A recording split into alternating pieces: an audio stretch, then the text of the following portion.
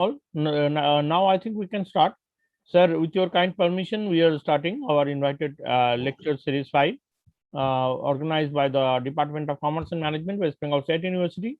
And we have with us our very respected Professor Dr. Gautam Bandyopadhyay from National Institute of Technology, NIT, Durgapur, West Bengal. And sir, I have made you co-host so that you can share. Okay. And sir is already introduced, and he needs no introduction because he is a renowned person, and whatever we have learned is from Dr. Gautam Bandyopadhyay sir.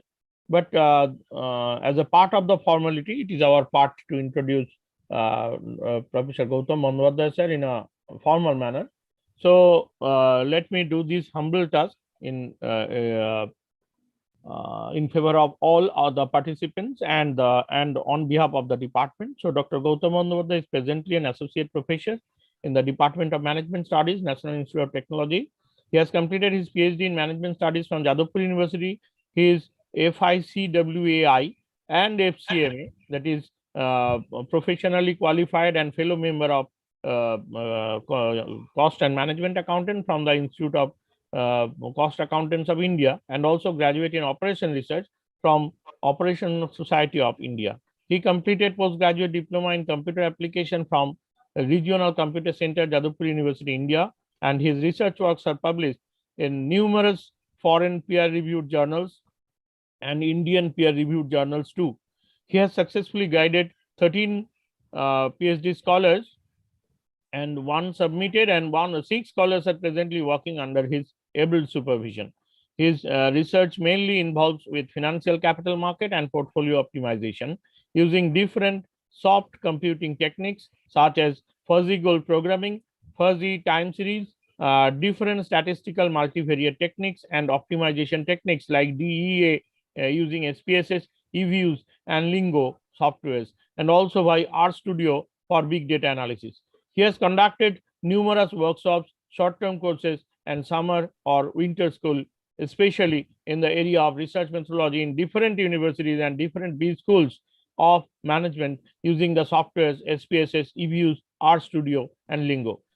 He was former head of the Department of Management Studies, National Institute of Technology, and has also acted as expert member for inspection of different management colleges under West Bengal University of Technology, India. Before coming to academics, he has had 13 years of professional experience in consultancy in software field. This is a very brief biodata, and this cannot confine Dr. Gautam Bandyopadhyay, how much expertise he has and how much humble he is with his scholars, and including me.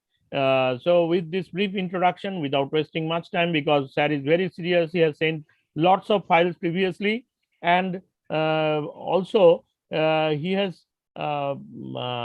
shared his data files too, which I have uploaded for scholars in the Google Classroom. And now, without wasting much time, because sir will be dealing with a very lengthy topic and exploratory factor analysis, which do not start on its own. Before that, some introduction is needed on regression and other related filtering of data. So without wasting much time, I would like to humbly request Professor Dr. Gautam Bandyopadhyay to come up with his very valuable deliberation, sir. Okay. Thank you, Professor Poonam Dhar, for your nice introduction. And I'd like to thank to all the faculty members of your department, Commerce and Management from the Baraswati University. So for giving me the scope to discuss some research issues. And you know that today's topic is the exploratory factor analysis. So actually, before starting exploratory factor analysis, I already mentioned, I like to give some concept about the exploratory data analysis. Okay, so naturally without data, so it's exploratory factor analysis is not possible. So first of all, I have to show you how we can manage the data. And after managing data, for which data we can apply the factor analysis. Okay, so I like to share something. So my voice is audible to all of you? Definitely, sir. Very much. Yeah, okay.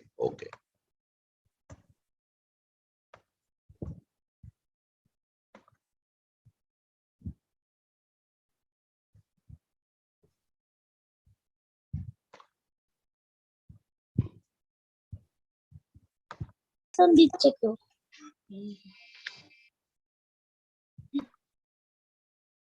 Hello. All are muted, sir. Please continue. If they have anything to say, please ask in the chat box.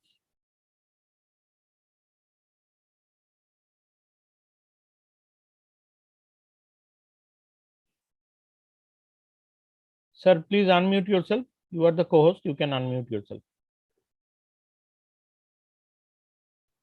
Now it is okay. Yes, sir. Yes, sir. Okay. So first of all, I'll give some theoretical foundation of this concept, EFA, and then finally I will show you some simple case and solved by SPSS for today's class. Okay. And there are so many softwares that you can use now. Okay. So like the Jamovi and the RStudio. Okay. So, but today for the class, I will take SPSS help, because SPSS is, I think, maximum researchers are using SPSS. And so that's why I will use some demo version of SPSS. Okay. So without delay, I'm starting my class. So, okay. So before starting EFA, I like to this concept.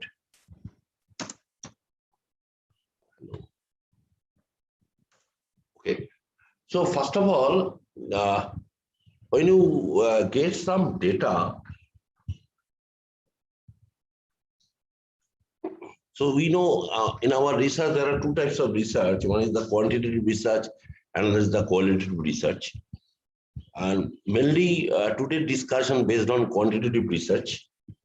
And also we know there are two types of data basically. One is the primary data, 1 minute. One is the primary data, another is the 1 minute, sorry.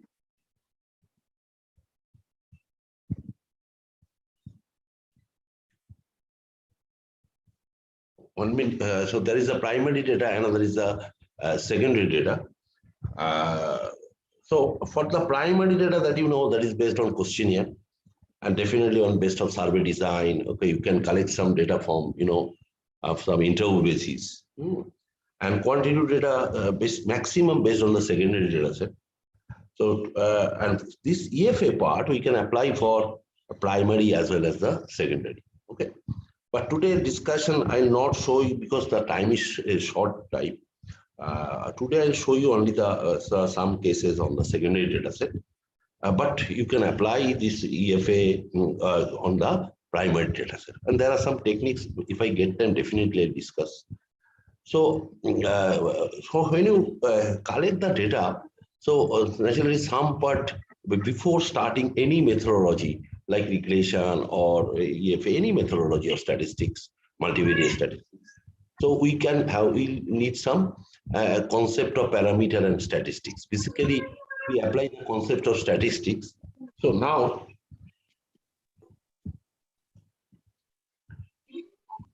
okay.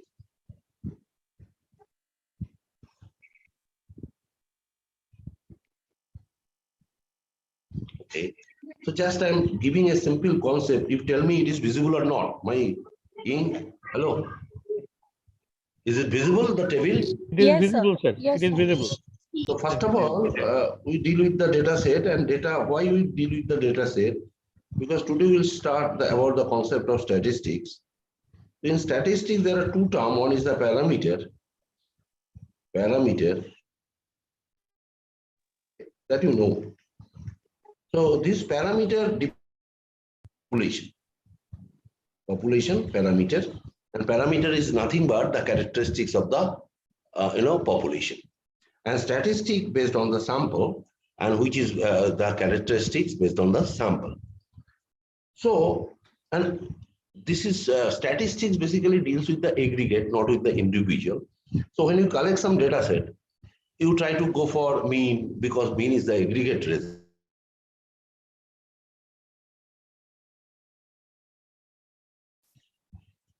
Standard deviation. Okay.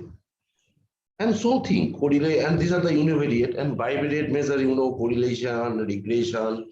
There is some population proportion, and simply when you deal about the statistics also mean and standard deviation. So what is the difference? Because this is the population parameter, that is this mean based on population size, that is called capital N. Capital N. And this statistic mean, this sample mean is based on small sample N.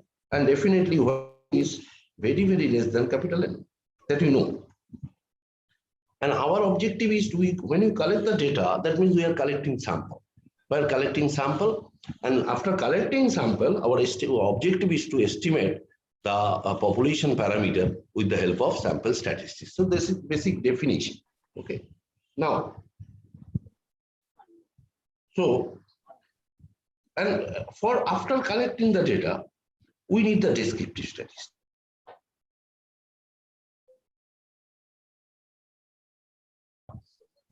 We have to calculate mean and standard deviation. Question is why we calculate mean and standard deviation. I'm giving a simple example, then you can understand. Say, suppose my observation is say 20, 30, 40, 50, and 60. These are my observations, 5 observations. Simple. And if we calculate mean, we can check the mean is 40. Mean is 40. And another data set, this is another one data set. Another data set is 20, 35.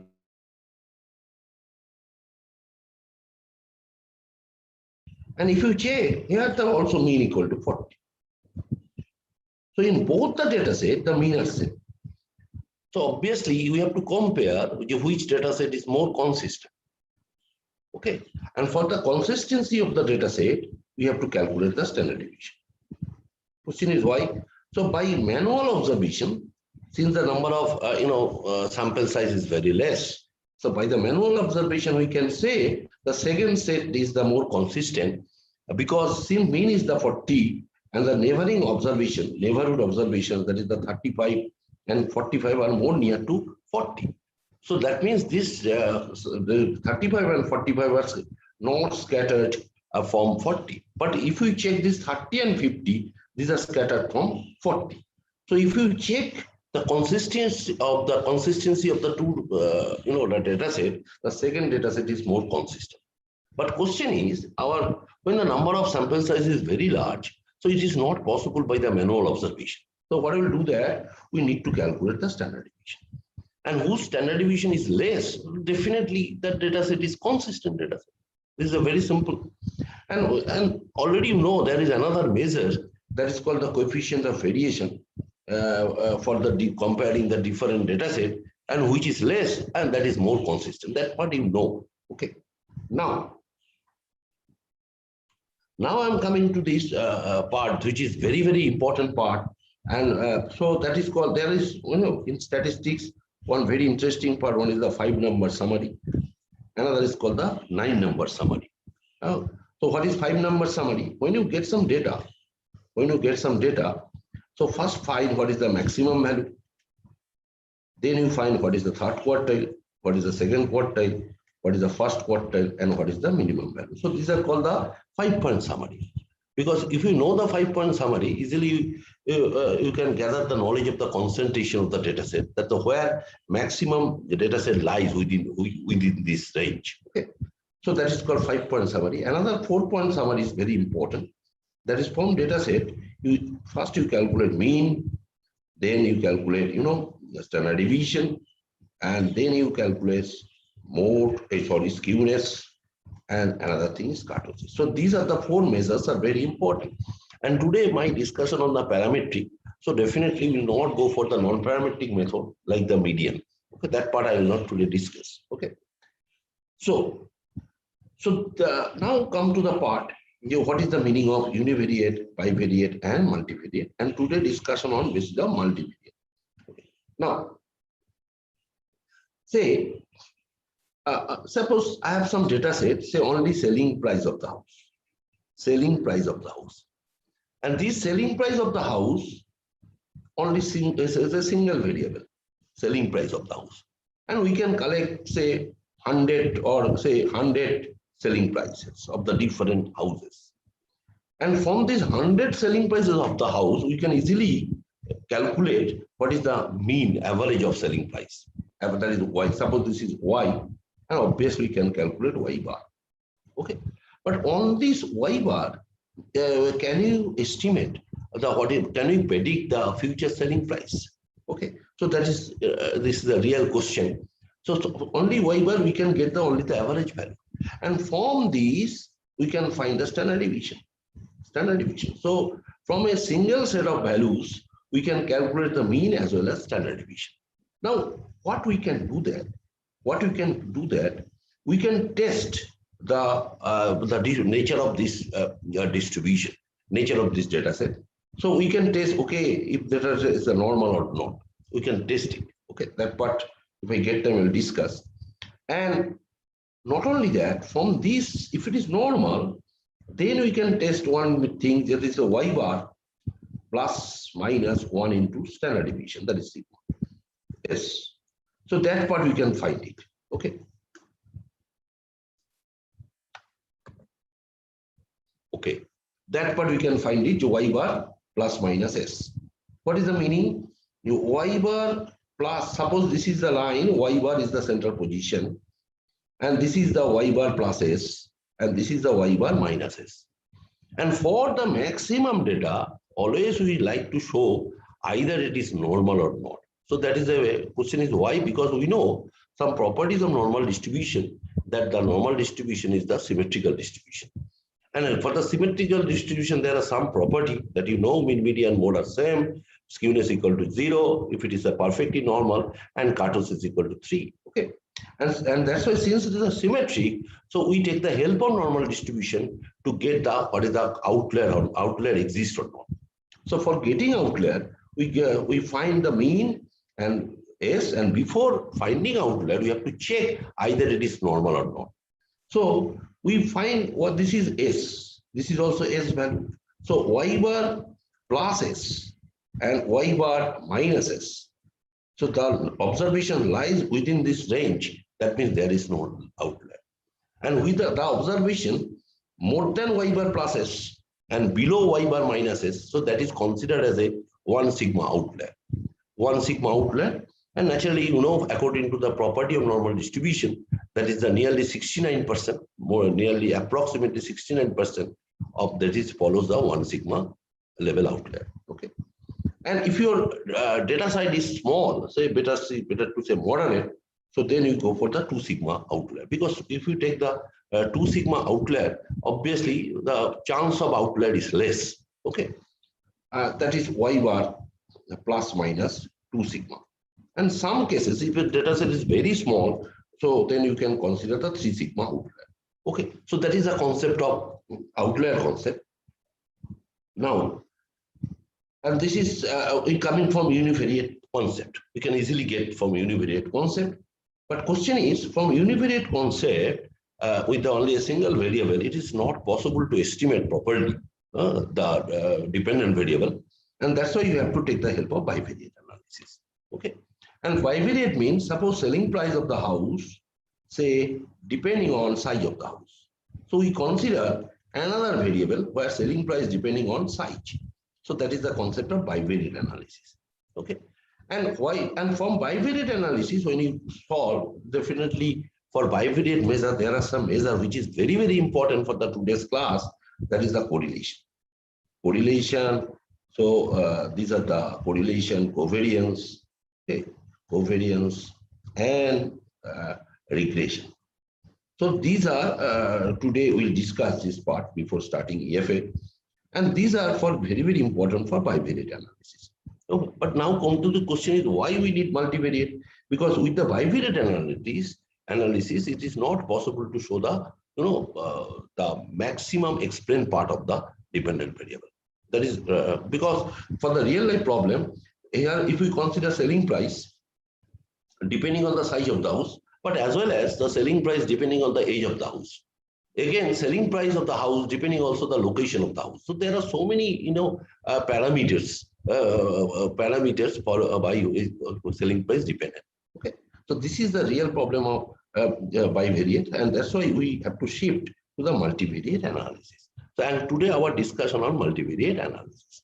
Now come to the part why we need this, the deterministic and probabilistic. This is very, very important issue because when you collect the data, when you collect the data set, suppose I collect the data set, say we collect say P1, P2, and say there are so many variables, say 10 variables, okay, and there are say 100 observations.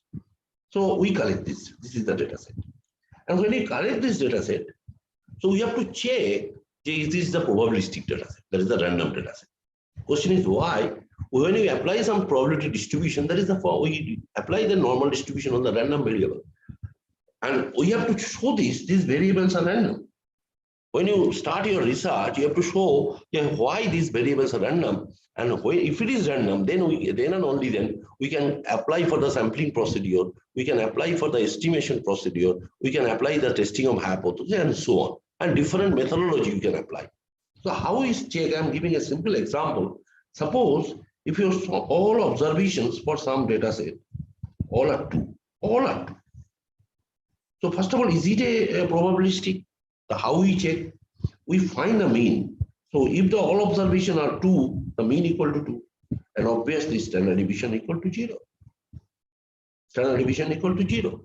So that means when the standard deviation equal to 0, so obviously, this is called the certain event. That is why since all the observations are 2, so probability of selecting any observations are always, 2. That is a certain event. That is the probability equal to 1. This is a certain event. So that means from this concept, we can give the probabilistic data. How? If first we calculate X bar, then we calculate standard deviation. And if standard deviation is not 0, it is a very high, that means easily you can say this is the probabilistic data. Because naturally, chance of drawing any sample is the probability tends to. And another thing, when you draw the data set, so you need some concept of sampling. And the sampling, basically, we are drawing the data set on the basis of simple random sampling with replacement. You can ask the question, why? Because when you're drawing the samples from the different respondents, some respondents can give the same answer. Okay, so that's why it is called with replacement. So answers are coming repeatedly. So that's why it is called simple random sampling with replacement with the equal probability. Okay. Now, that's why we need the concept of probability. So naturally, we will not discuss today. And random variable, already you know, that is random variable is variable comes with the different probabilities. Okay. That is a dice. When you throw a dice, so there are 6 possible cases, 1 to 6. And definitely, if the dice is unbiased, so each will come with the probability 1 by 6. So naturally, we can say it is a random variable and it comes with some certain probability. So that's why random variable is important. And for random variable, there are 2 types of random variables. One is the discrete random variable, another is the continuous random variable. Okay. And for the discrete random variable, which is a countable, there is a countable finite, okay, and also countable infinite, also the discrete random variable. But we consider for our case the continuous random variable, and which is now that is the normal distribution is a perfectly the continuous random variable. I am giving simple example. Our age, income distribution, age distribution. It basically is the marks distribution. Okay, basically it follows the normal distribution. So when you collect a sample data set, so first of all you have to check graphically or statistically either it is follow normal or not. Okay. So now, so that's why it is a probability distribution. There are 2 types of probability distribution. One is the theoretical probability distribution and one is the derived or the sampling probability distribution. Basically, normal is the theoretical probability distribution. Question is why? From this theoretical distribution normal, we are deriving so many sampling distribution like the chi-square, like the T and F. Okay, and sampling is very, very important part. Now, so this is first concept. Next concept is I'm telling you about the parameter. Okay, so suppose X bar is the sample mean and mu is the population mean. So X bar is the sample statistic, mu is the population parameter. S is the sample standard deviation, sigma is the population standard deviation. Say R, that is the sample correlation, rho is the population correlation. Say P, that is the sample regression coefficient, and beta is the population regression. So naturally there are two parts.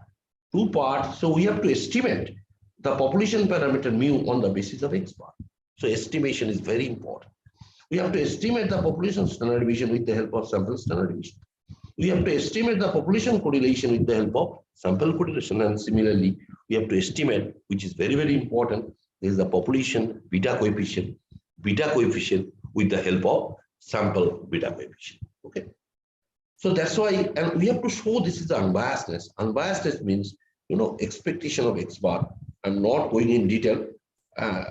That is equal to mu. So that is called the unbiasedness. Okay. So that is the, I'm giving a simple example, definition. The expectation of statistic. Expectation of statistic, that is equal to parameter. That is a simple concept.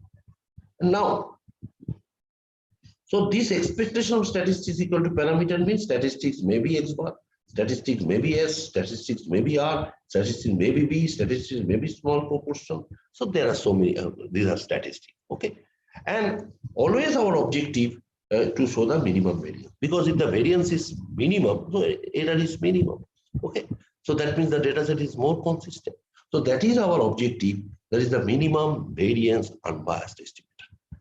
And basically, this is our main objective. Another thing, and today we'll apply the, linear regression, linear combination of factor analysis. So that's why this is our objective, best linear unbiased estimator. Okay, blue, that is the best linear. Because if we can prove this, if we can show, then that is then our model or anything will be the consistent. So this is the next part is that the estimation. This is very, very important. Estimation, divided into two parts. One is the point estimation and interval estimation. Okay. And I'm coming to this next part, that is the testing of hypothesis. Testing of hypothesis is very, very important for any kind of fitting a model. Suppose if you want to fit a regression model, so definitely you have to construct what is the hypothesis related to the regression. And if you go for ANOVA, so then you have to fit what is the test of hypothesis for ANOVA, MANOVA, anywhere, anything. Suppose for the factor analysis, so today I'll discuss, the exploratory factor analysis. So you have to know, what is the hypothesis required for the EFA. And similarly, after this, when you go for CFA, conformity factor analysis, so also you have to know what the hypothesis required. Okay.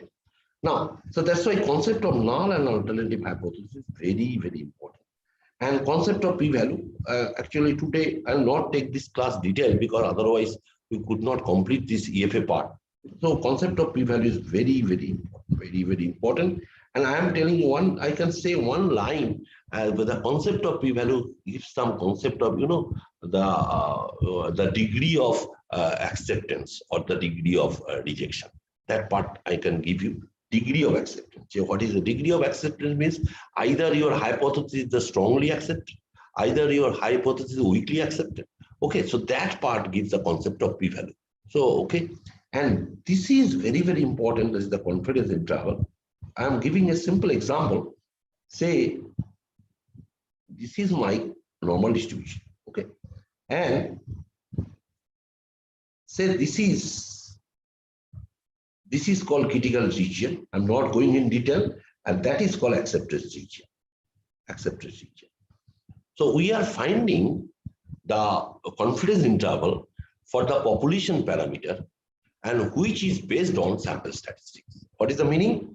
We can find the confidence interval for population mean. Where the population mean lies. Okay. Question is why? Because we are testing the hypothesis of the population parameter. So we find the confidence interval for the population parameter like mu, like sigma square, like rho. We can beta. So easily we can find the confidence interval. And from confidence interval, if we know the confidence interval, so we can easily construct our hypothesis. Okay? Construct our hypothesis. Okay? I'm giving a simple example, then you can understand. Suppose your mu at the 95% confidence interval, say lies between 2 to 5. Suppose 95% confidence interval. So mu 2 to 5. So what is the meaning of this? That means we can construct H naught. If we construct H naught mu is equal to say 3, it is accepted. Because this 3 lies within this range. If we construct mu equal to 4, it is accepted. So that's why confidence interval is very, very important. So when you go for testing of hypothesis, so you try to find the confidence interval, and from confidence interval, you can get the idea of what is the lower limit and what is the upper limit of the acceptance. Okay. Now, actually, this part why I have included my today's class, because basically now when you apply regression, suppose, so that means we have to know what are the nature of data. So there are different types of regression. I'm not going for that. And simple. So for the regression, I can say first we discuss about simple regression.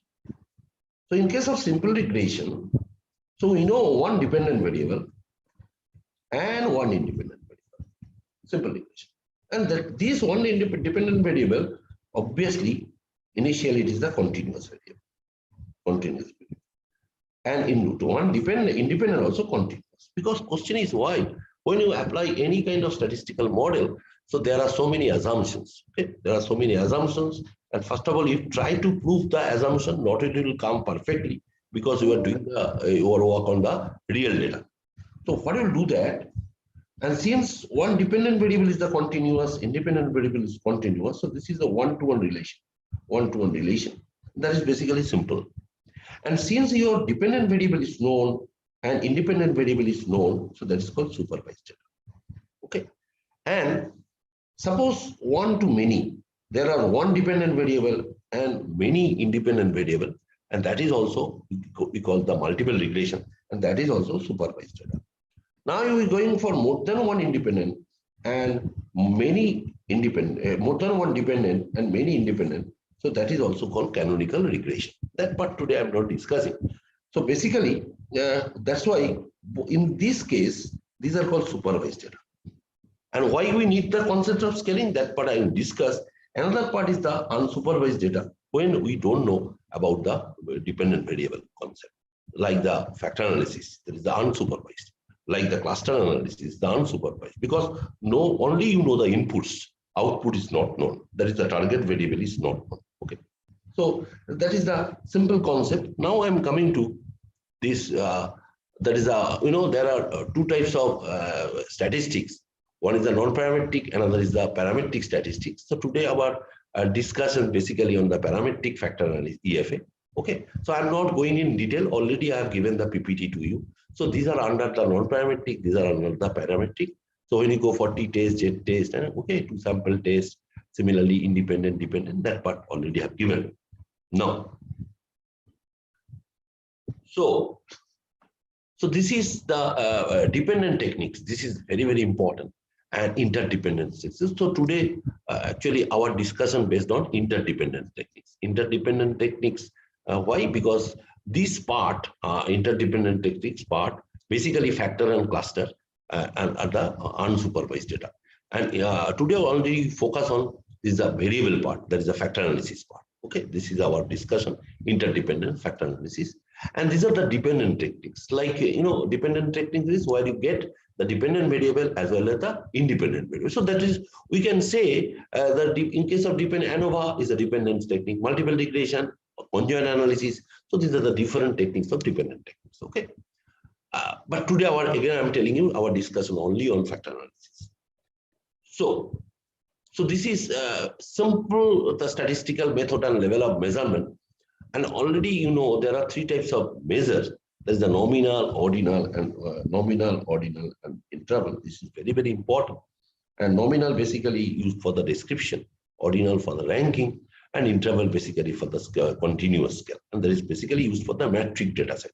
And these are two, one is the unordered, unordered categorical data, and this is called ordered categorical. So we can divide the data initially for your understanding, two parts. One is the categorical and the non-categorical. So when you divide categorical, so there is one is the unordered categorical, another is the ordered categorical. So basically unordered categorical, only for the description, we apply the nominal, and for the ordered categorical, So you can call ordinal. So this is very, very important. And I am telling to you, trying to say you, when you apply factor analysis, so we can apply for ordinal, we can apply for interval, and we can test for different nominal. This is very, very important line. We can apply our factor analysis for ordinal as well as the interval, but we can test for the nominal. I am giving a simple example. Suppose you collect the data set gender-wise, and naturally gender male and female. So when you apply the factor analysis, so we are doing mainly overall factor analysis, but you can split. You can split the factor analysis for male as well as for female. So that you can do. That means we can run factor analysis for ordinal as well as interval for the different nominal description. And that is basically the demographic profile. So gender is the demographic profile for the different level of income, different level of qualification, different level of region. So easily you can for the different demographic profile, we can use the factor analysis. This is the very, very important part. When you okay. And already no need to mention this is given already. I've sent you this PPT. Now, this is the 4 types of scale that you know, that is the nominal, ordinal, and continuous scale divided into 2 parts. One is the interval and ratio. I'm not going detailing this part because this already you know this thing. Now, my concept today's class I start, that is about the multivariate analysis. Okay, so a few words about multivariate analysis. What is multivariate analysis? The analysis of data gathered by experimentation or observation. This is very, very important line, because observation means we can gather the data either from the primary data or from the secondary data. That is called observation. And experimentation means which is depending on some experimental results of engineering experiment. So some computer science are there, mechanical, civil, they are basically, generate the data from the experiment. So that is called, but in our social science, we go for the observation data sets, which is based on primary as well as the secondary. Okay. Now the different iterative process can be applied for adding and deleting the variables from the study. This is very, very important part, because when you deal with some analysis, so we collect some dependent variables, say, and we collect some independent variables, say x1, x2, and don't solve, so xn. So naturally, when you collect this, maybe when you go for analysis, so all variables are not so important. So you have to discard some. So that is called, in some language called variable selection, is very important. Variable selection, feature selection, or better to say attribute selection. So when there are so many variables, all variables are not important. So you have to discard. So that is called the feature selection or variable selection. So that's why this is the term. Different iterative, and for this there are so many processes. Today, not time will permit. Another thing is that how we adding some variables. Suppose we have some 2-3 variables, but there are some variables which is very important, and that is we have to. There is some hidden variable is there, so you have to insert that variable. So that is called adding some variable. And there is a very interesting chapter in research, social science, the mediation moderation. Okay, now, to elicit information from these kinds of data set using different statistical. So therefore, we need the different statistical method. And methodology used for simultaneous measurements on the data includes many variables called, this is the concept of multivariate analysis. Okay. Now, what is the objective of multivariate analysis? And since we deal with regression, definitely multiple regression is a multivariate analysis. When more than one independent variable, already I told you. Okay, so first objective is the data reduction or structural simplification. This is the main objective, data reduction. So I'm giving a simple example of data reduction. Then you try to understand. Say, suppose I have 10 variables. Okay, and on the basis of 10 variables, easily we can create 10 C2. That is equal to 45 correlations. 45 correlation, because correlation occurs pairwise. Okay, so 10 to 45 correlation easily you can compute. So naturally, if we can apply some methods by which we can reduce these 10 variables to 5 variables. So naturally, this is the 5C2. So 5 should only 10 correlation you can compute. So by giving simple example, suppose I have 5 variables, say A plus B plus C plus D plus E. This is the 5 variable, and that is my target. So these are the input, A plus B plus C plus D plus E, and this is my output, that is the target. So when input and output is known, that is the supervised. And if we know this value, only A plus B plus C plus D plus E, that means only inputs are known, that is called unsupervised. So when this will come, that's the concept of supervised, this is the concept of unsupervised. And for so supervised, we can apply the multiple regression. We can supervise, we can apply some classification techniques. And this is for apply, we can have unsupervised like factor and cluster analysis. Now coming to this part, suppose there is a condition. Today's class is the feature extraction, not the feature selection. Okay, feature extraction means how you extract the features. So suppose there is a relation between A plus B equal to AB. What is the meaning? That is A and B are highly associated with each other. And that's why it is called AB interaction, A plus B. And if we give D plus E equal to D, that means D and E are highly associated with each other. So then what we can write? That A plus B is shifted to AB. C and D plus E is shifted to D. So that is, initially we started with the 5 variables, and after some data reduction or simplification, we need to the 3 classes. Because if we know the concept of AB, so we definitely get some idea about A plus B. And if we know the concept of D, we can get the different idea of D plus E, because this D is composed from D plus E. This is a very uniqueness example of the structural simplification. And this structural simplification will come in from the concept of correlation, covariance, and naturally that part I'll discuss. Another objective is the sorting and grouping. This is very, very important for the factor analysis, because factor analysis is basically factor, cluster, basically based on some grouping nature. And sorting is because if we apply the sorting process, so easily sorting means either we can arrange in the decreasing order or we can arrange in the increasing order. So easily you can understand which is more important or which is the higher than the next. Okay, so that's why sorting and grouping is very important. And investigation of the dependence among the variables. This is the very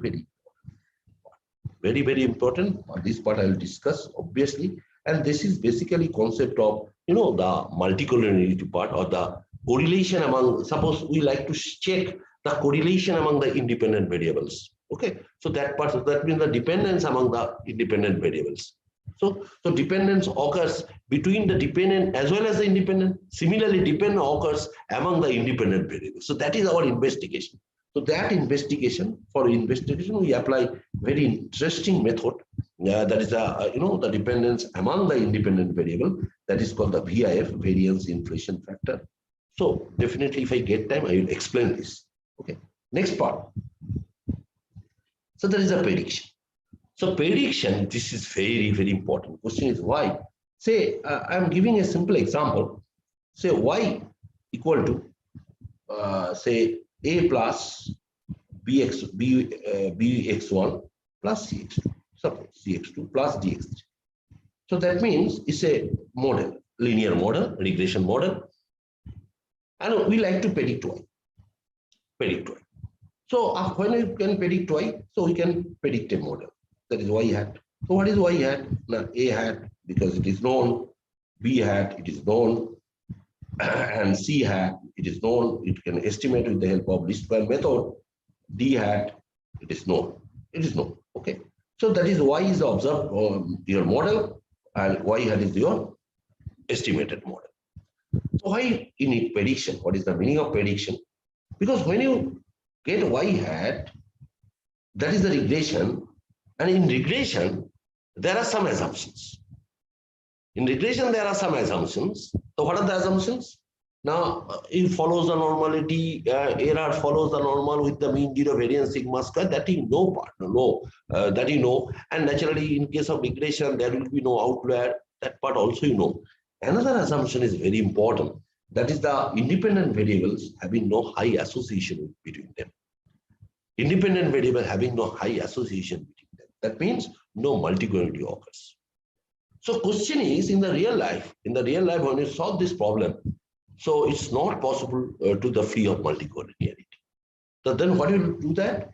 So when you get this model without multicollinearity, again I'm repeating, when you get this regression model without multicollinearity, it is called exploratory model.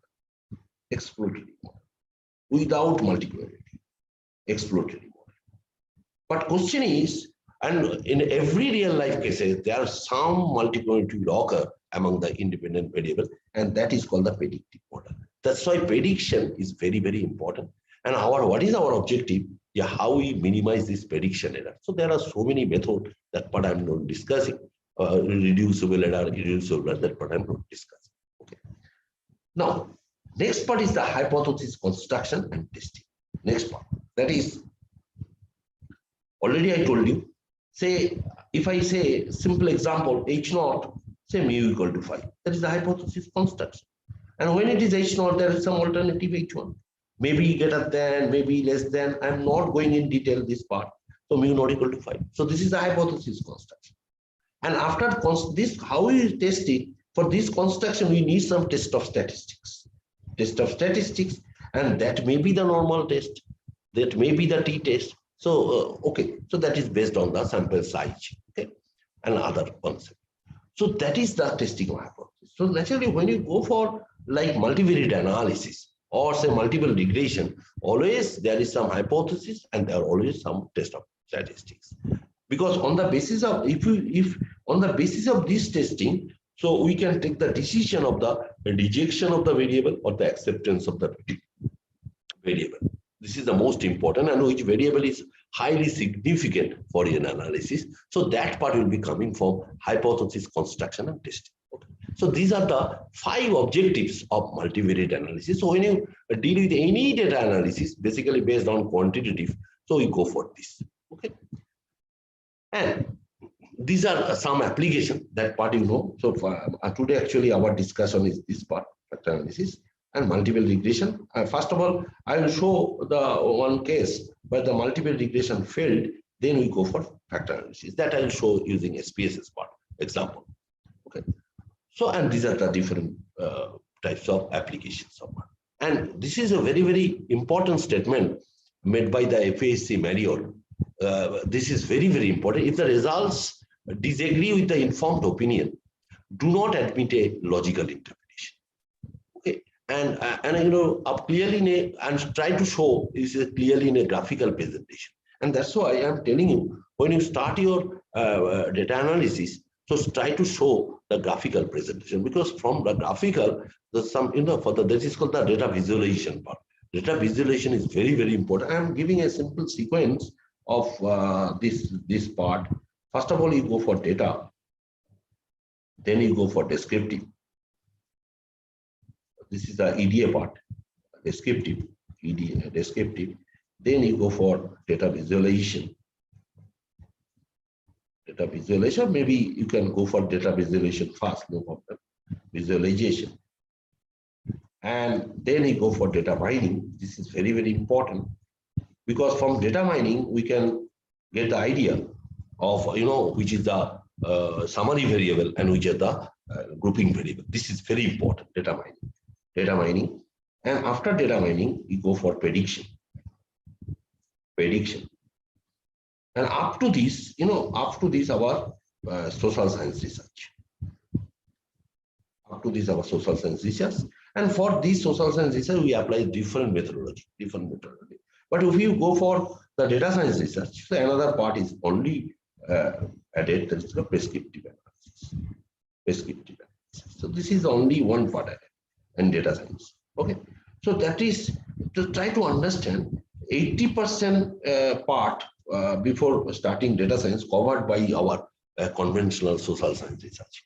And that is basically called DGP. DGP, that is a data generating process.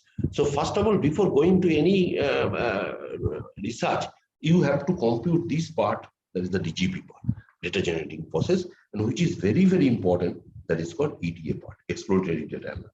Okay. Now, And obviously, today you can ask the question, yes, sir, after exploratory data analysis, one part is left. Yeah, how we confirm our analysis, that's for how we validate about that part.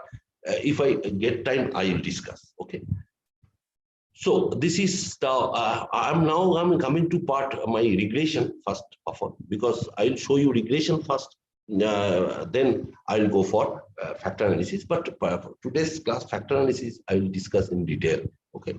So when you start any kind of model like regression or factor, so this is the three questions are very important.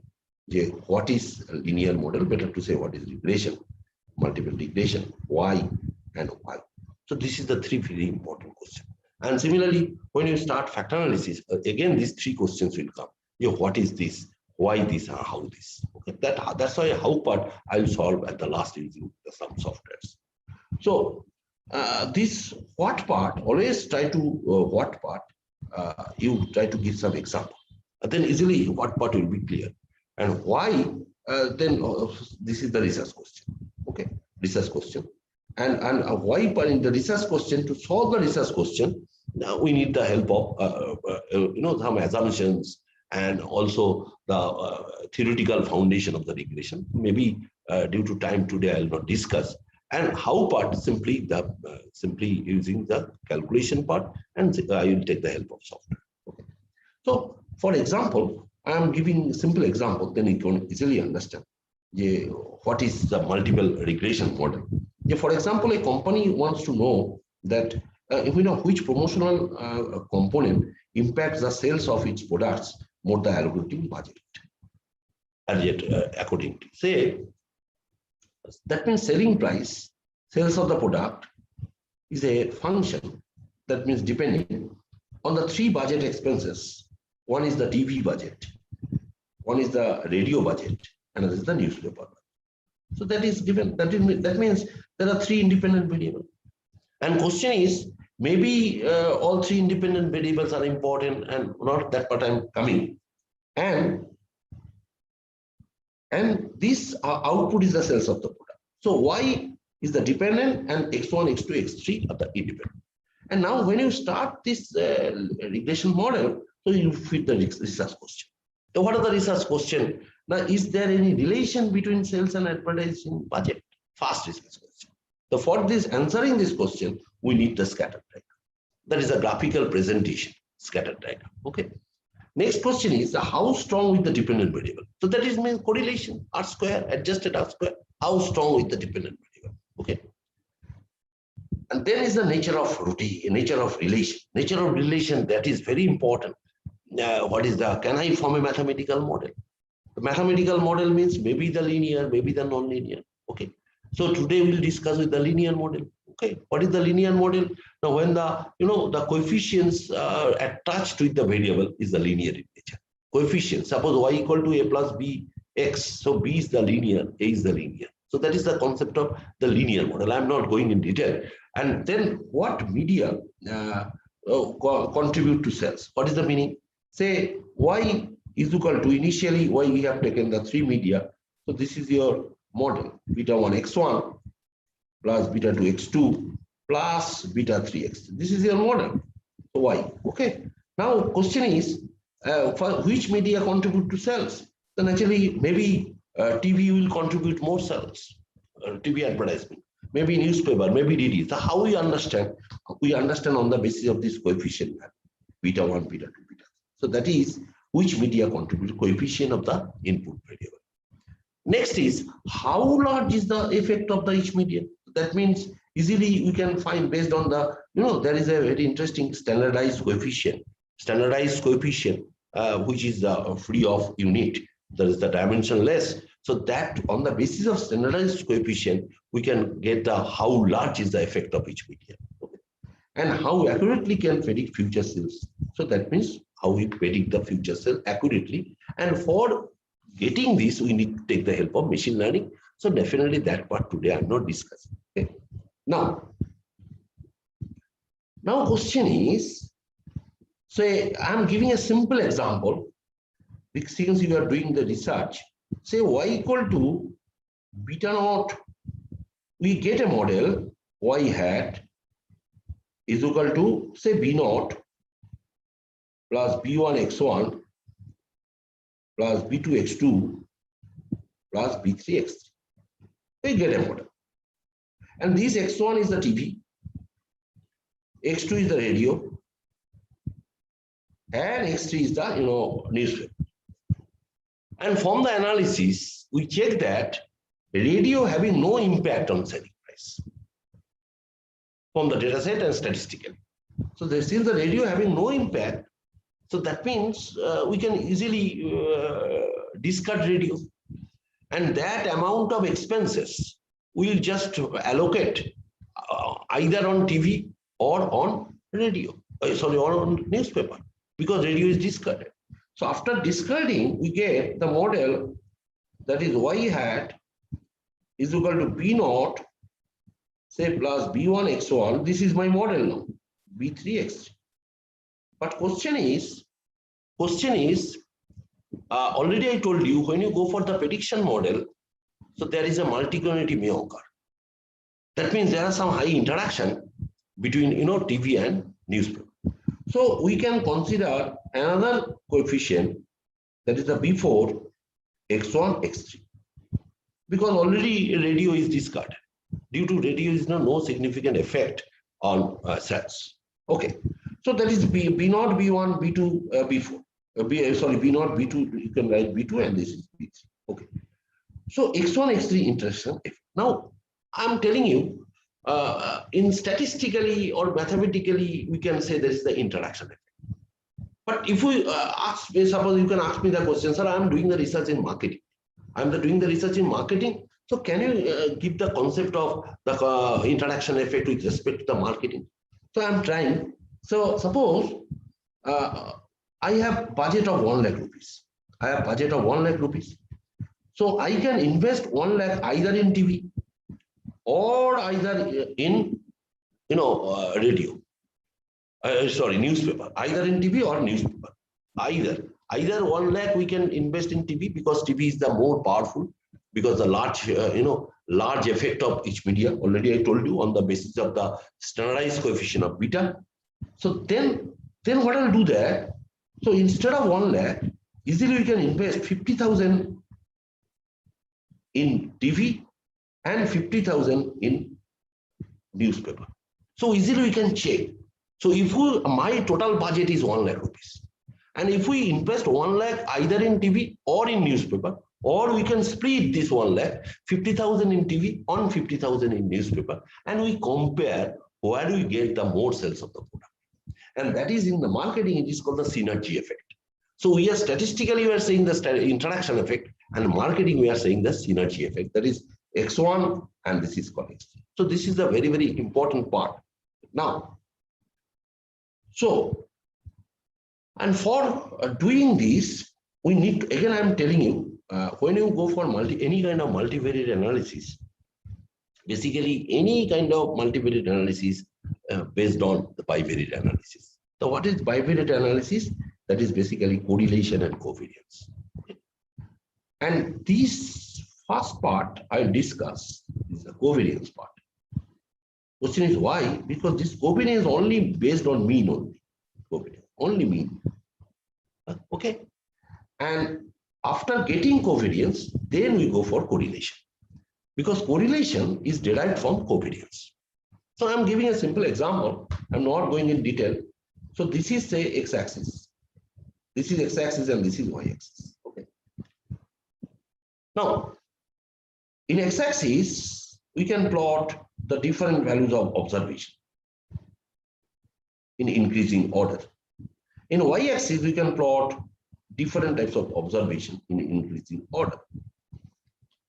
And from this x1, x2, xn, we can easily calculate x bar.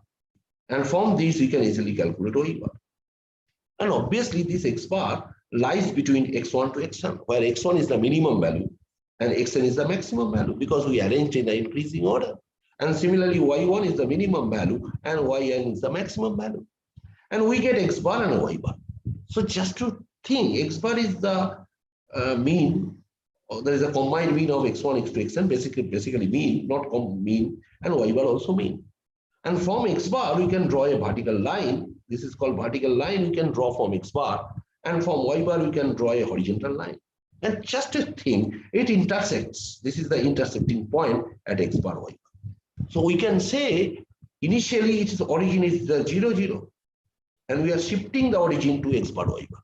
Question is why? Because it's divided the X, the axis in the fourth quadrant. Fourth quadrant, that is very interesting. And first quadrant, this is called first quadrant. This is called second quadrant. This is called third quadrant. And this is called fourth quadrant. First quadrant is nothing but where xi values greater than X bar and yi values greater than Y bar. That is the concept of first quadrant. Similarly, in the second quadrant, xi is less than X bar, but yi is greater than Y bar in the second quadrant.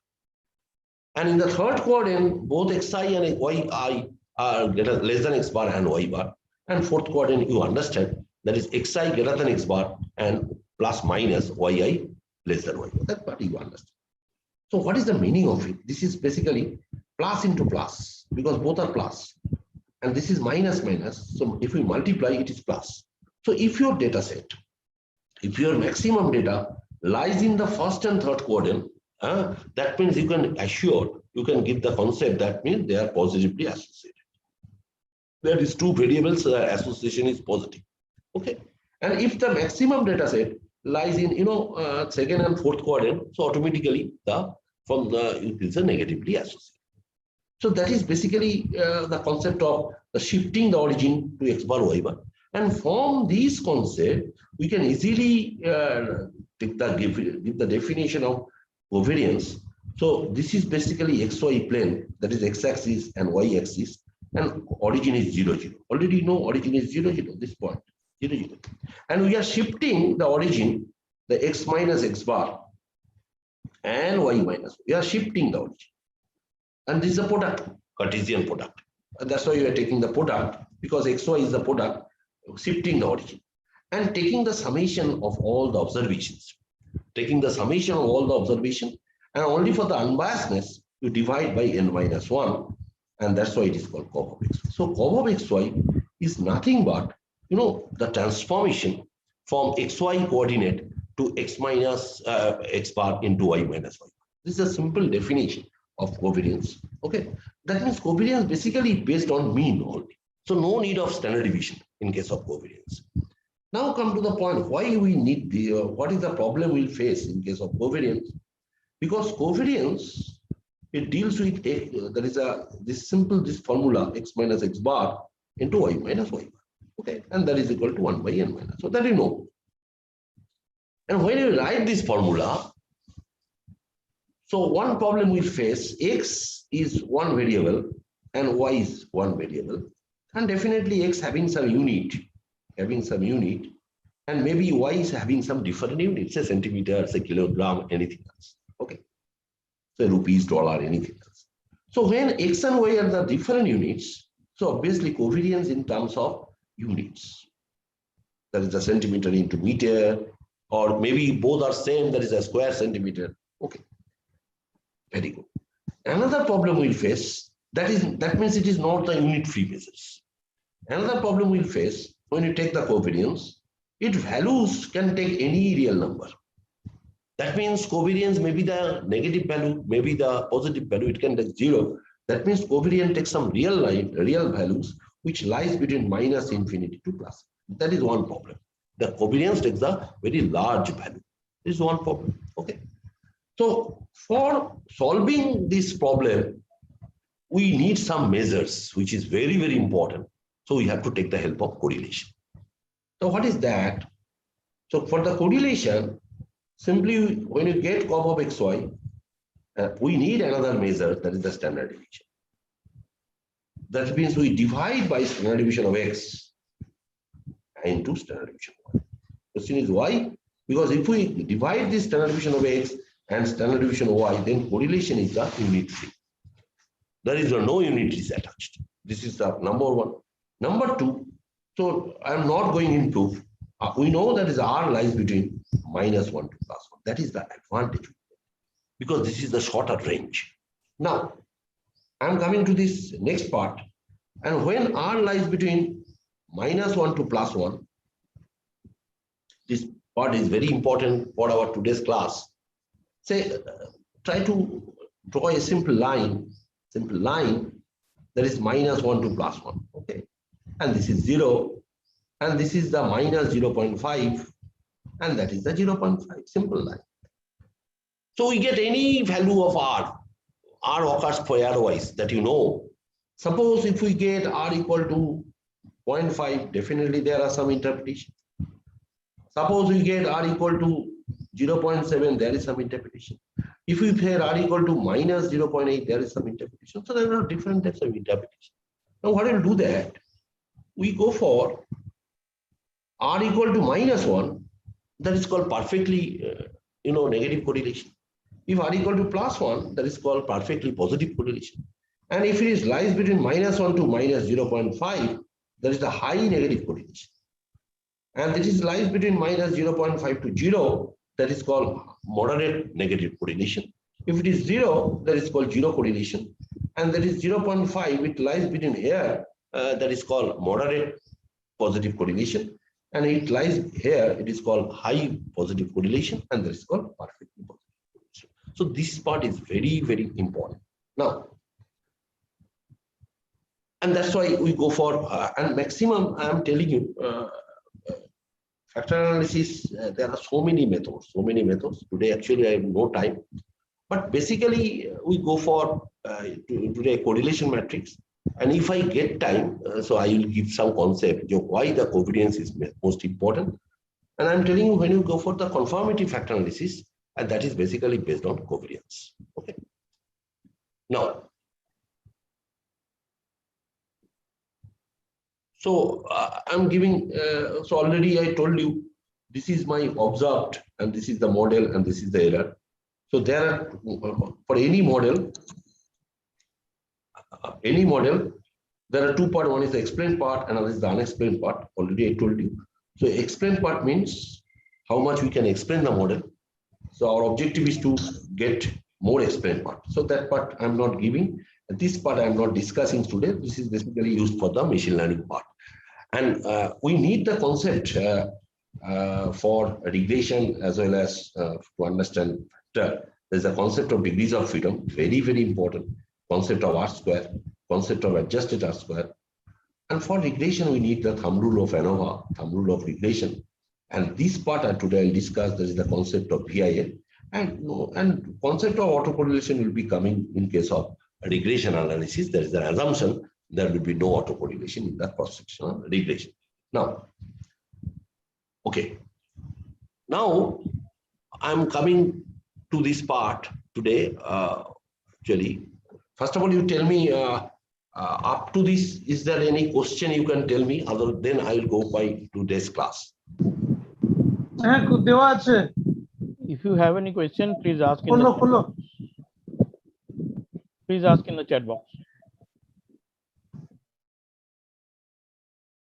If you have any question to respected Professor Gautam Bandyopadhyay, sir, please unmute yourself because somebody was talking. I have muted. Sir, please unmute yourself. Okay. Is there any question? Any question you can ask in the chat box. I think, sir, up to this part, nobody has any question. No. So I can go to the next part. Okay. Yes, sir. Yes. Sir. Thank you. So I am.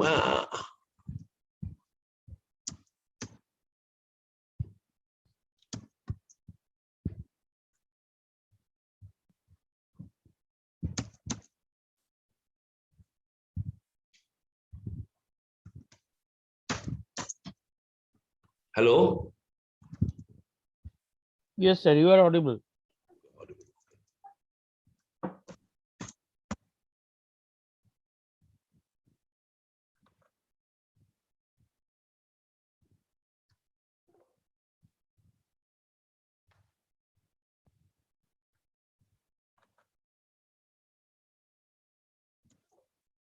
One minute, huh?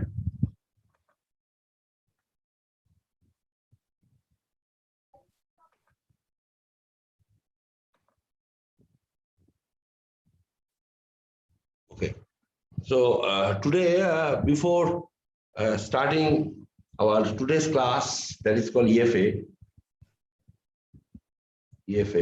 that is called exploratory factor analysis. First of all, we discuss about EFA actually divided into two parts. Divided into two parts.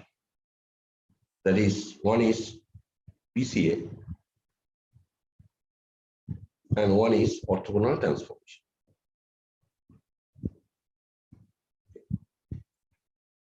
Orthogonal transformation. So, and what is the objective of EFA?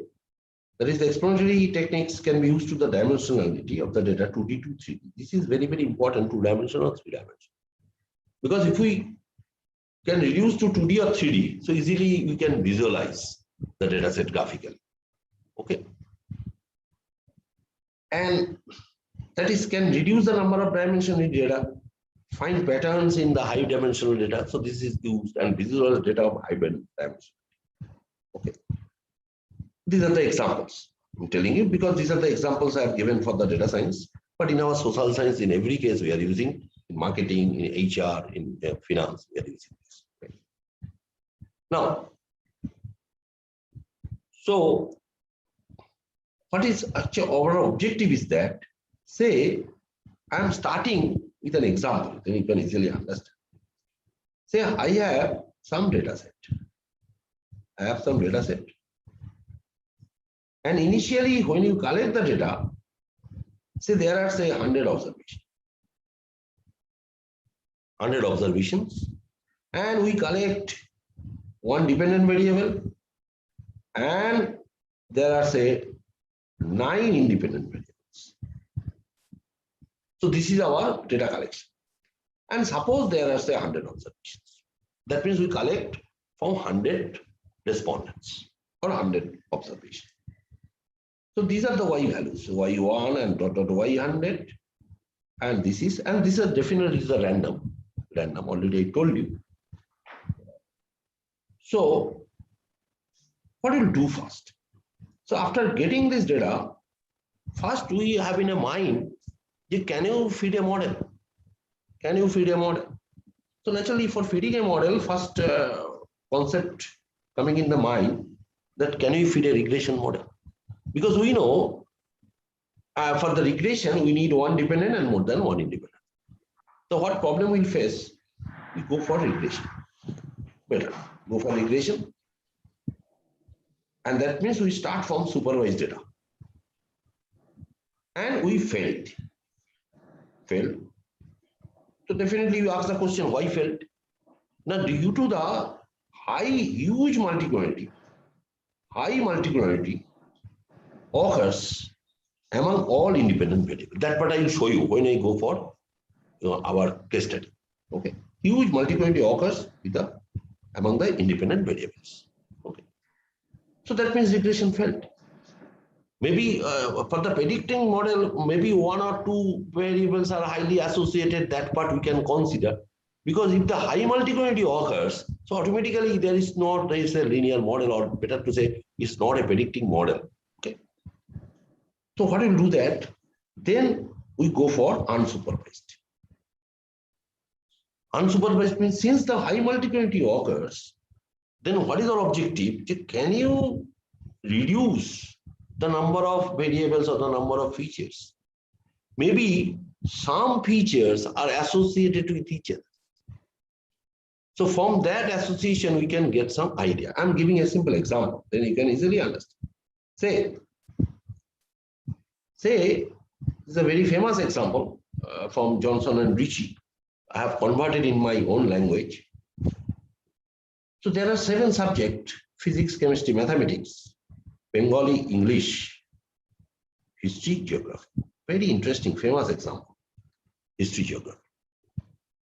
And this is our data set. And there are the 100 students. And these are the marks of physics, chemistry, mathematics, and this. And total marks is 100. Out of 100, this is the one. So when you apply this kind of factor analysis, obviously you have some underlying concept. What is underlying concept? That is, you know from your domain, maybe domain from marketing, domain from HR, domain from finance, that you know from your domain that physics, chemistry, mathematics is called basic science. That know from your domain. You know from your domain, that is history, geography, is called social science. And Bengali English, that you know from language. So that means you know from your domain. And you try to establish your domain concept or domain underlying construct from the empirical study. What is empirical study? That is from the data set, okay, which you collect. Maybe in some cases, your domain will satisfy. In some cases, domain will not satisfy. And if domain is satisfied, that means your underlying concept is perfect and your data set is perfect. And if it is not satisfied, that is there is some problem of data, maybe on the basis of sample size, maybe in the some respondents has given the wrong answer. That anything. Or maybe you collected data wrongly. There are so many reasons for that. Now, now from these, and since we have to take the help of statistics or mathematics, then what we'll do that from 7 subject marks, these the marks are given, we can create a correlation matrix. And since there are 7 variables, better to say, we can say variable, better x1 as physics, then easily you can understand x7, 7 variables. So we can construct a 7 by 7 correlation matrix. And you know, the correlation matrix is a symmetric matrix. And one advantage you get, that is called all diagonals are 1.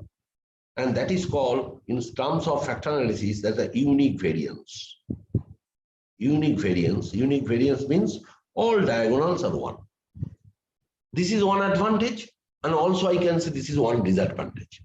Okay, and that's why if I get time, PCA will not give the good result every time.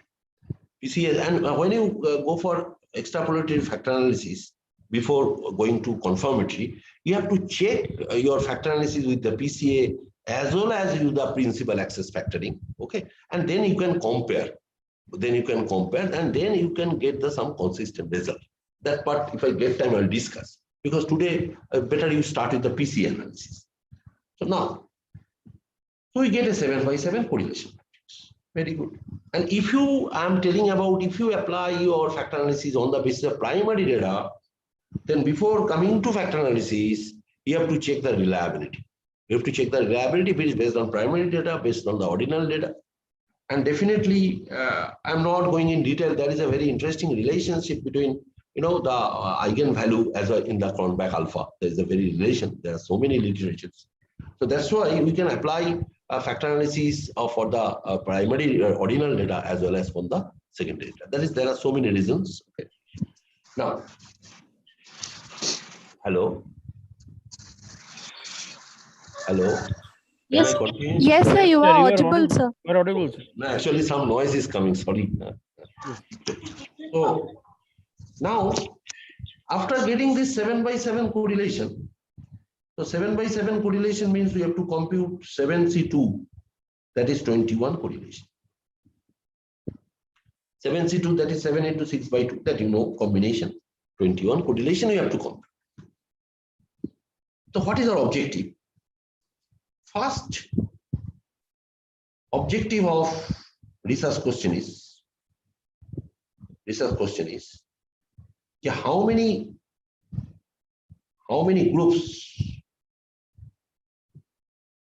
groups, better to say homogeneous groups, to be computed. This is the first question. So naturally, for getting this first question, how many groups? So how many groups means, I'm telling about that. This is say group 1, and this is say group 2, and this is say group 3. And group 1 already containing PCM. This is a Bengali English from underlying concept and history geography. Group 1. Say, this is group 1 PCM. So this is called within group. Within group. And this is called between group. So there are two terms. One is a within group, another is a between group. And within group, they are highly associated with each other. This is also another group. They are Bengali English are highly associated and history geography are highly associated. But between group, in the reality, there are some association. But initially, we have to take the assumption there is no association. So that is a between group. Between group means there is no relationship. They are uncorrelated with each other. Better to say. Okay. So within group correlation is called intra. INTRA. Intra means within group correlation, and between group correlation is called inter.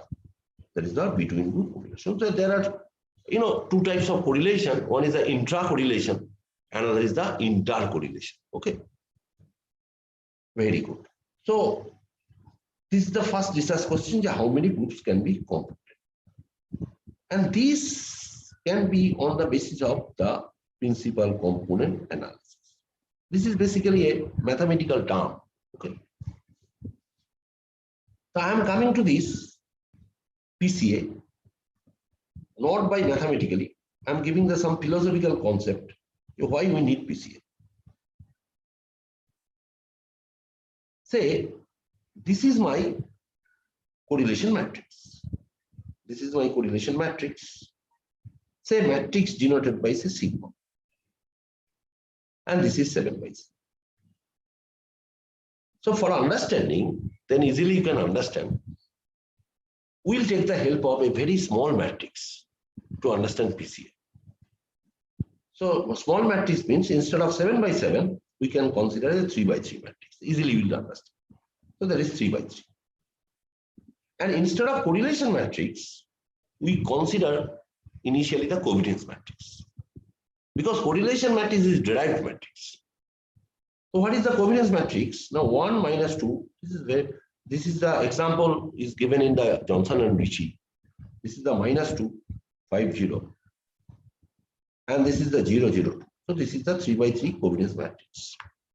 So what is the covariance matrix? Now this is the diagonal elements. These are called the variances. And off diagonal elements are the covariances. So that is variance of, since there are 3 variables, x1, x2, x3, x1, x2, x3.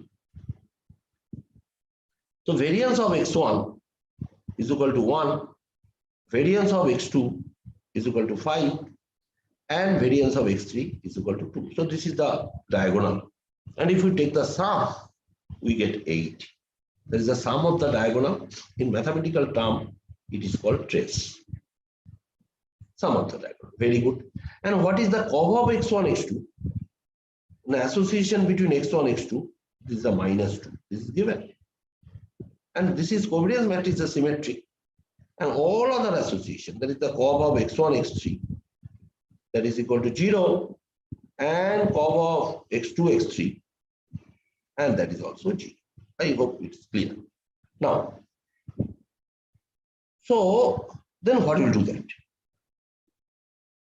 Then, so from this sigma minus lambda I, we take the determinant. So you can ask me, so sort of why we take the determinant equal to 0? This is a very, very important question. Because initially when we know the correlation matrix or covariance matrix, the equation is sigma x is equal to lambda x. This is the first equation. And there's a matrix equation, x equal to b, already know. And if we take this common, that is sigma minus lambda I x equal to 0. And if we take the determinant, that is sigma minus lambda I x equal to 0. But naturally, x is the vector. X is the variable, vector. So definitely this means vector can never be 0. So automatically determinant sigma minus lambda must be equal to 0. Otherwise, the whole equation is not satisfied. So that's why you are taking determinant sigma minus lambda equal to 0. This is the main reason for that. And that is the concept of PCA. And obviously, easily you can solve 1 minus lambda minus 2, 0 and minus 2, 5 minus lambda, because this is the principal elements. 0, 0, 0, 2 minus lambda is equal to 0. So we get a third degree polynomial. We get a third degree polynomial. Okay, because when there is a 3 by 3 third degree polynomial, when there are 4 variables, 4 by 4 degree polynomial, and so on. So now, when it is a third degree polynomial, it will come like this way. Lambda cube, I am not going in detail, plus A1 lambda square plus A2 lambda plus A3 equal to 0.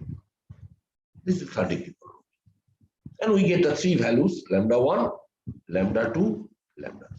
So these are the three eigenvalues. For this problem, first eigenvalue we get 5.83. Second eigenvalue we get 2.00. And third eigenvalue we get 0.17.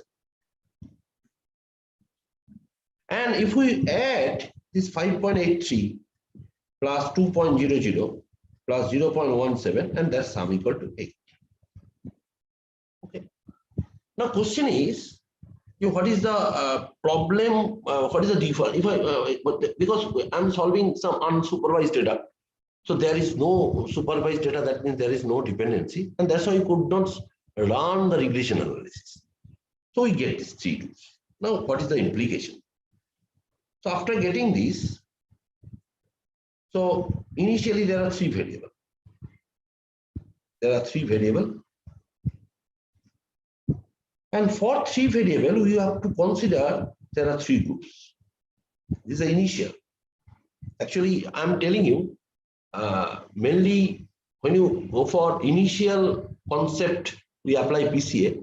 And when you complete your exploratory factor analysis, then you go for, principal axis factoring.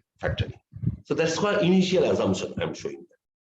So initially F1 equal to X1 plus X2, X3. And F2 also F3. And this F1 is the linear combination of three variables. This is called the linear combination. And this is also E21 X1 plus E22 X2 plus E23 X3. And similarly, this is E31 X1 plus E32 X2, E32 X2, and plus E33 X3. Okay, so this is a linear combination. And since we take the linear combination, and we get three eigenvalue, 5.83, 2.00, and lambda 3 equal to 0.17. But we consider only two eigenvalue which are more than 1. Naturally, you ask the question, sir, why you are taking only more than 1? Because first of all, our objective is to that the between group, that is to separate the groups. And this the definition of eigenvalue means eigenvalue definition is the between sum of square by within sum of square. Okay, so if our objective is the between sum of square value greater than within sum of square value, because if the between sum of square value is more than within sum of square, automatically group will be separated. And this between sum of square by within sum of square always greater than 1, and that's why lambda we consider greater than 1. So how many lambdas are greater than 1? 2 lambdas are greater than 1. So that means there are two groups to be constructed. Okay. And with the help of this eigenvector, eigenvalue 5.83, we can calculate E11, E12, E1. That part I'm not coming. Okay. Because if we don't know this, these are called eigenvector. So with the help of eigenvalue, we can compute eigenvector. And if we know eigenvalue and eigenvector, then we can compute our component matrix or factor matrix. That part I will be coming later on. Similarly, with the help of lambda 2, we can compute E21, E22, E23, and so on. So we compute this part with the help of all coefficient we can compute. Okay. Now, so after computation, hello, my voice is audible? Yes, sir, very much audible. Okay. So now after computation, we can say there are, I am coming to the next, my previous example, that is, there are 3 groups PCM, then easily you can understand, Bengal, English, and history. So we create the 3 groups. That means here, lambda 1, out of 7 lambda, 7 variable means 7 lambda. Out of 7 lambda, we get 3 lambda. 3 lambda is greater than 1. 3 lambda is greater than 1. And definitely, there is another assumption. First, lambda 1 is greater than lambda 2, greater than lambda 3. Okay. So, PCM, okay. So, this is when there is no connection between group 1, group 2, group 1, group 3, and group 2, group 3. That is called orthogonal in nature. No connection. That means there is no correlation. They are perfectly uncorrelated. Perfectly uncorrelated means if we form 3 groups G1, G2, G3, G1, G2, G3, and since they are perfectly uncorrelated, so their correlation definitely is a unit matrix. This is very, very important part. That is called orthogonal transformation. But in the real life situation, and this is basically exploratory factor analysis. Exploratory factor analysis means PCA and up to orthogonal transformation.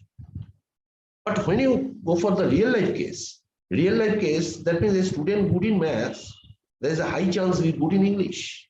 So there is a relation between mathematics and English. A student good in maths, good in history. So that means when the relationship occurs between the group members, different group members, with one group to another group, so that is called the oblique transformation. Oblique transformation, and that is basically when you consider this oblique transformation in detail, that is called the confirmatory factor analysis. So, but today's class based on the exploratory factor analysis, we consider the orthogonal transformation. Okay. Now, we come to the part. So that is, I'll show you this graph part when you solve my case study, because this is mean standard deviation concept, and that is also already covariance matrix concept.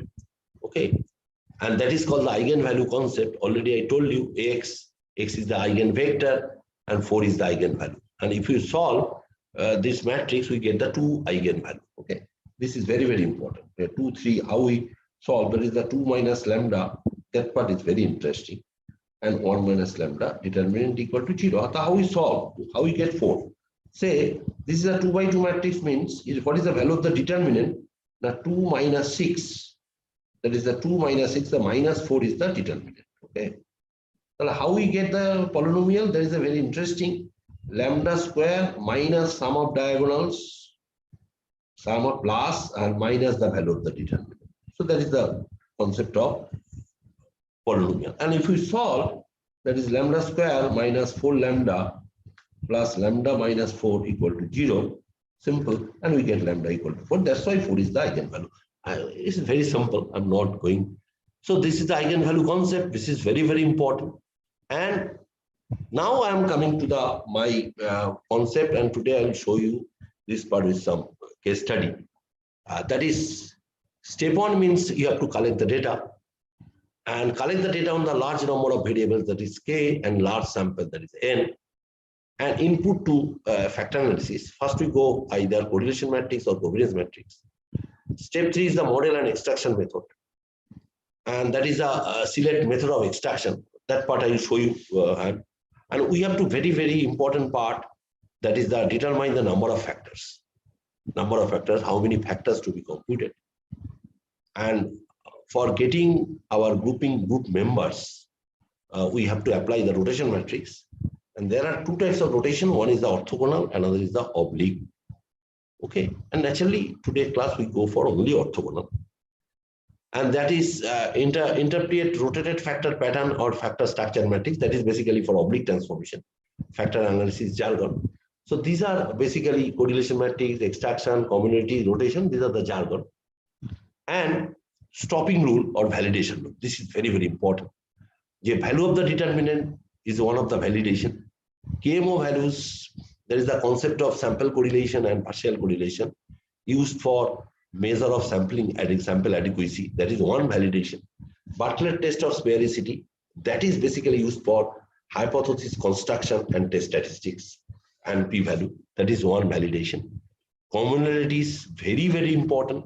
This is also used for dimension reduction. Eigenvalue, eigenvector, because commonality based on eigenvalue, eigenvectors. Component matrix, street plot, there's a graphical presentation. Factor transformation, rotation matrix, okay, and plot of factors. Graphically, you can easily plot. Naming the factors, which is very, very important, and that is basic simple mathematics. Yeah, how we compute the factor scores. And if we get the compute factor scores, then again we can fit a model actually, because we for the unsupervised there are no output, and that's why we need to know the factor scores for getting a model and concept of regression to understand that part. If I get time, I will show. And again, this is the formula of chi-square. Okay, now, and this is the principal axis method of extraction. Now I'm not discussing. And this is my today's class. There is the naming of the factor for the example, BSc Sensex, and that part now I will show some data set. Okay. So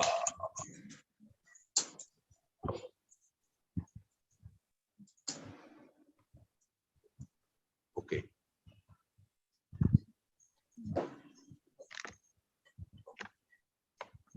First of all, it is visible to all of you, this data set? Yes, sir. Yes, sir. Visible. Okay. Okay. So now this is simply a some data actually collected from Sensex capital market. So we know there are Sensex. Everyone knows that is the barometer of the capital market, and these are 9 macroeconomic parameters: gold, FPI, CMR, CRR, oil, dollar. These are the 9 macroeconomic parameters. So for your example, you can consider this. So initially, what I have done, we try to fit the regression model, and if the regression model failed, then we go for factor analysis. And this is my data. Only the 39 observations. Okay. This is very old data set. It is data set collected in 2012. This paper also already published. Okay. So first of all, I like to show how we can apply the regression that you know. So go to analyze, go to regression, go to linear. And actually, in case of regression, we consider one dependent variable and all independent variables. All independent variables.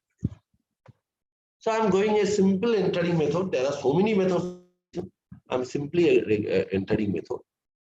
And simply, and we select statistics for checking the multicollinearity. That is the collinearity diagnostics. Okay.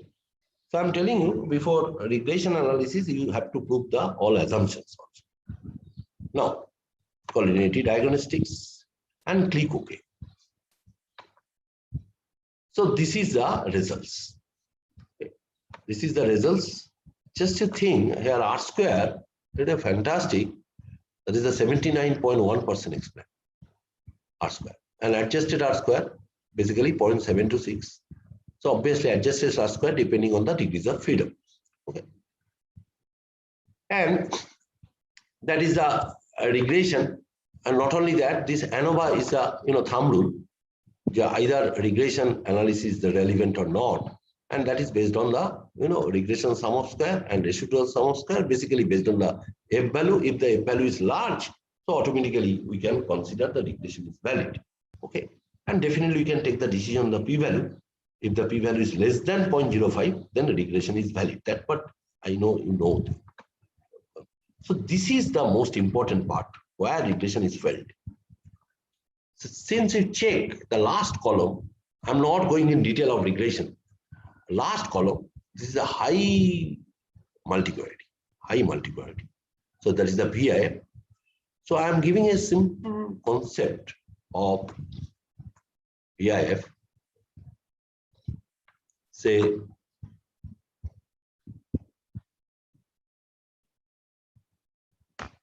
that is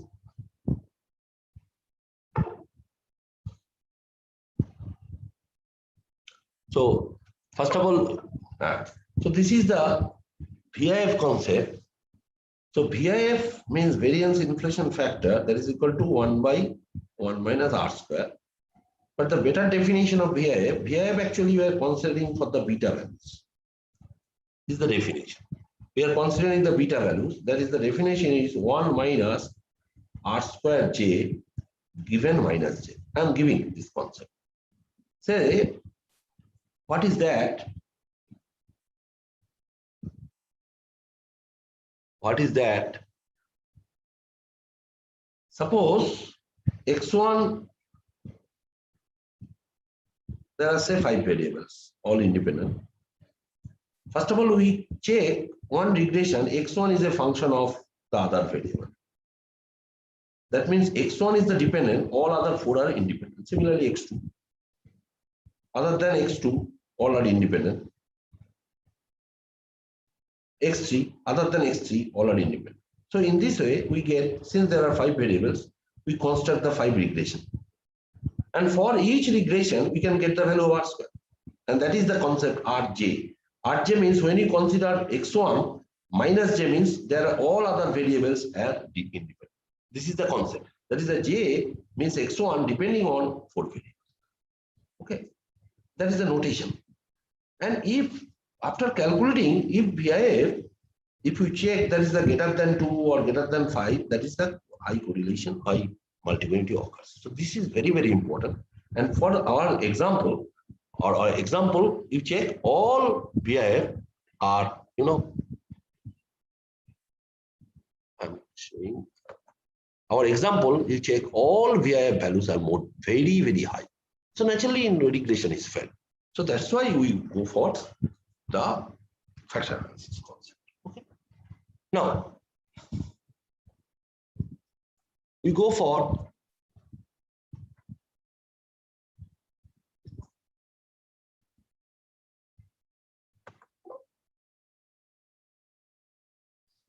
okay.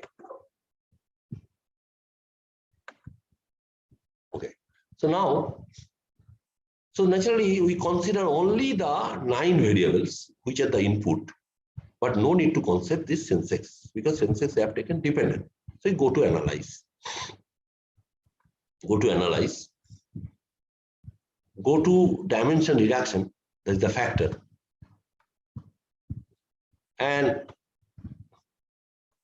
go to, so we select these 9 variables. You can write the steps.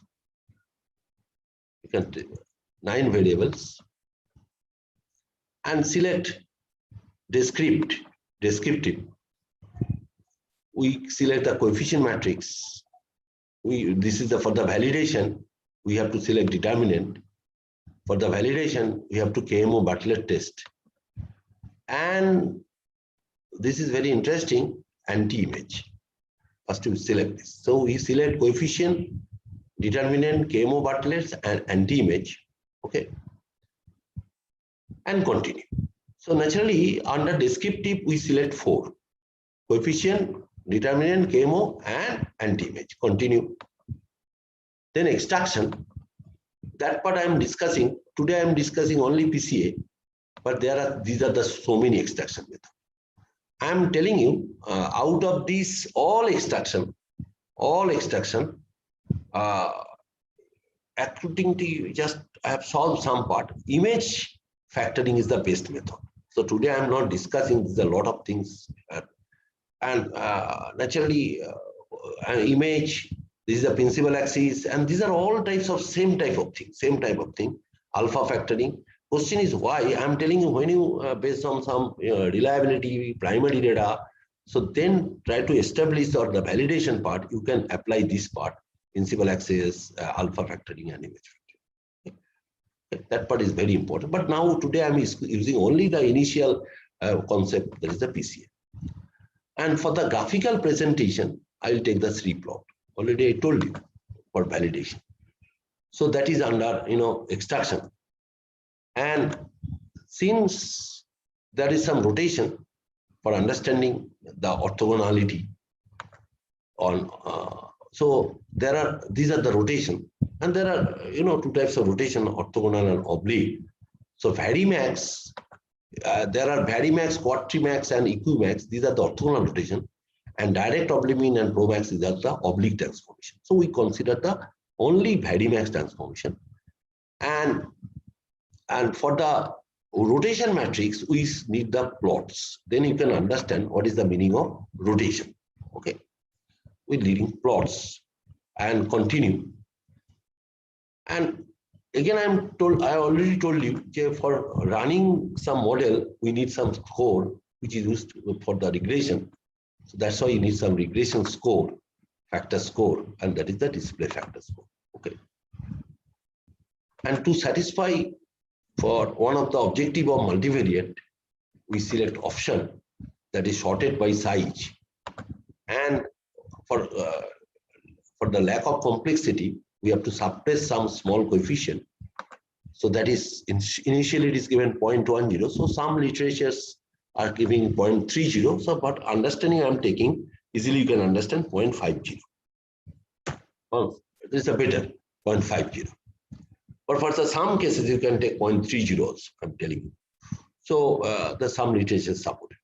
So continue and then click OK. Okay, then click OK.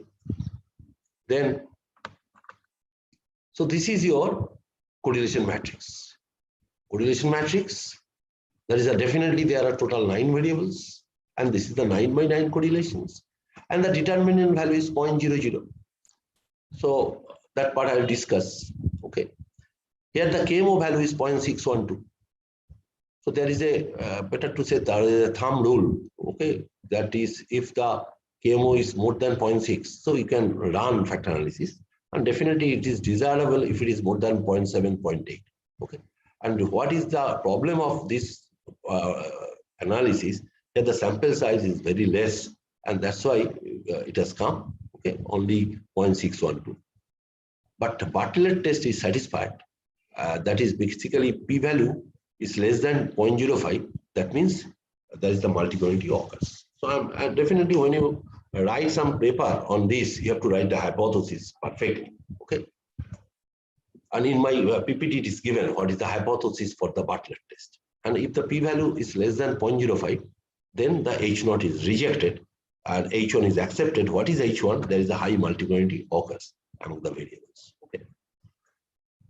And this is your anti-image. Question is why anti-image is important?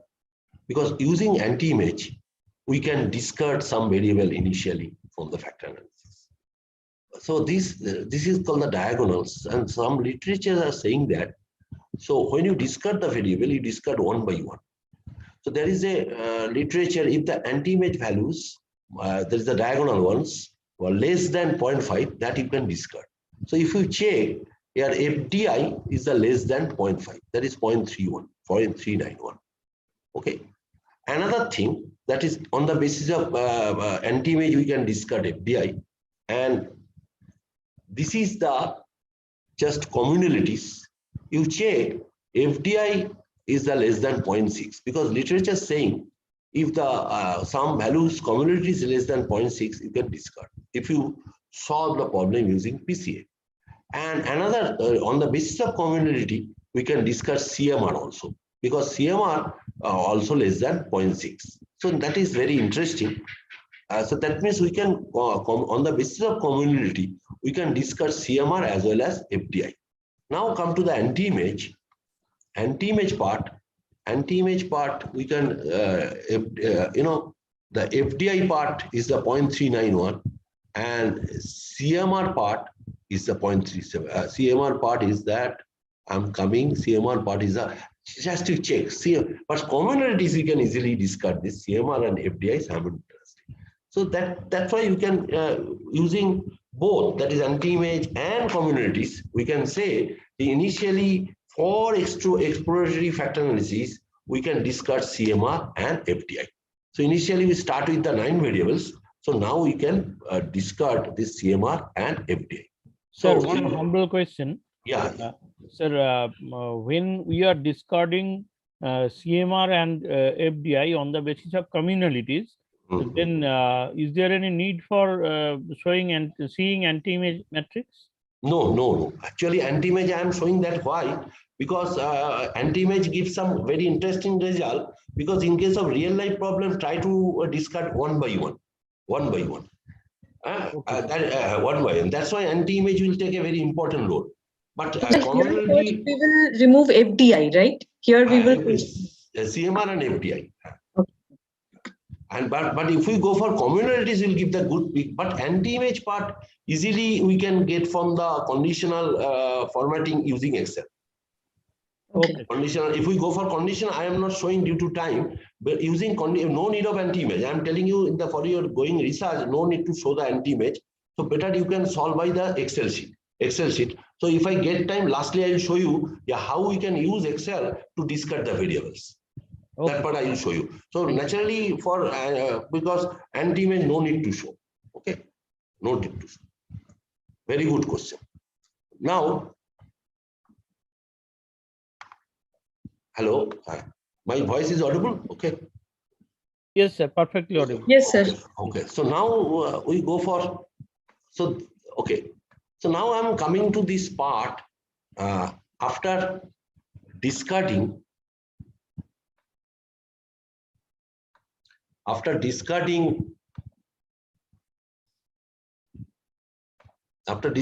CMR and FDI, so again we can run.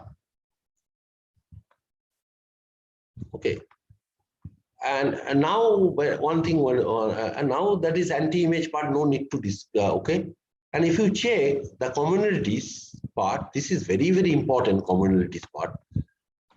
If we check the commonalities, all values are more than 0.6, automatically average values more than 0.6. Okay. Now come to the eigenvalues. And what is eigenvalues? The first eigenvalue is more than 1. Second eigenvalue is more than 1. So with the first eigenvalue, we can explain 55.65. How? Because 3.896 divided by 7 and 1.780 divided by 7, which since total variables are 7. So total 81.091% we can explain. Okay, using PCA technique. But this is the tree plot. That is the graphical validation of the factor analysis. Here the validation is not good because this is basically called elbow rule. But in case of elbow rule, that is the concept is that the angle tends to the 90 degree, but here the angle is not 90 degree, more than 90 degree. And why? Because these have the 5 variables whose 5 factors whose eigenvalues are less than 1. And naturally, if we add this this point by a line, this is not parallel to the x-axis. That means it is not a good factor analysis. I'm telling you. This is very interesting. So when you run this factor analysis, you try to validate whether this line is parallel to x-axis or not. But if it is a perfectly parallel to x-axis, it's nice enough. But in most of the real life cases, it will not come perfectly parallel to the x-axis. But to some extent, I'm telling other validation, then you can understand. And this is the component matrix. And basically, component matrix is coming from eigenvalue and eigenvector.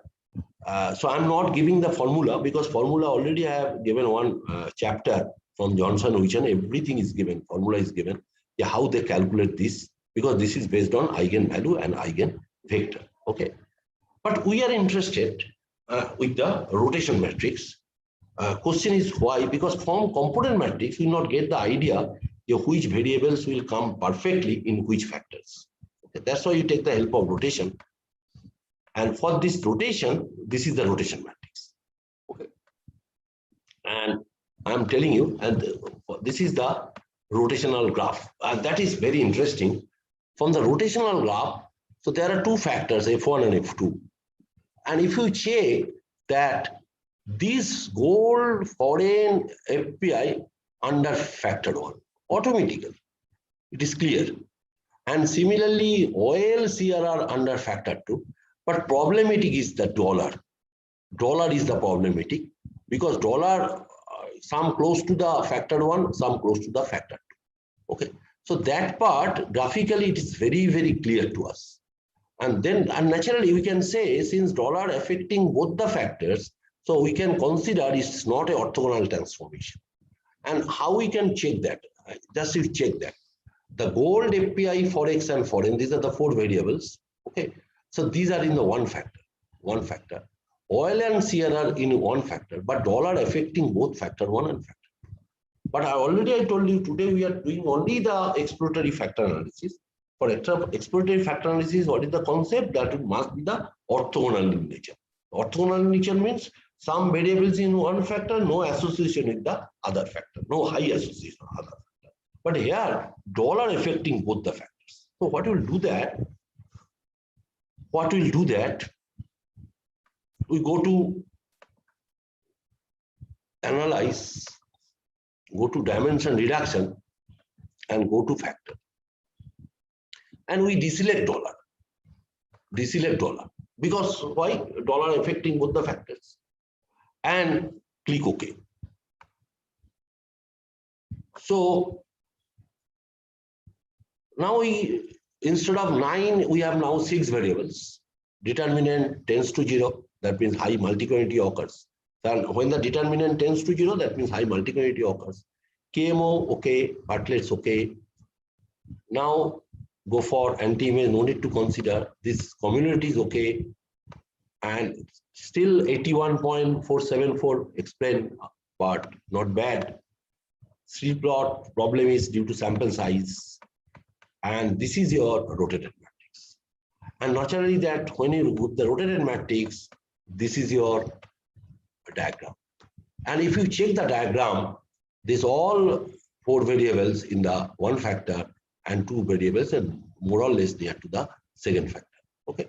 Now, another validation is because question is, I'm not going in detail part, how we get, what is the importance of the transformation matrix? This is very, very important, transformation matrix, because from this transformation matrix, by which we get this graph, this transformation matrix, here it is coming symmetrical, anti-symmetric, but actually the transformation matrix is not symmetric in nature, number 1.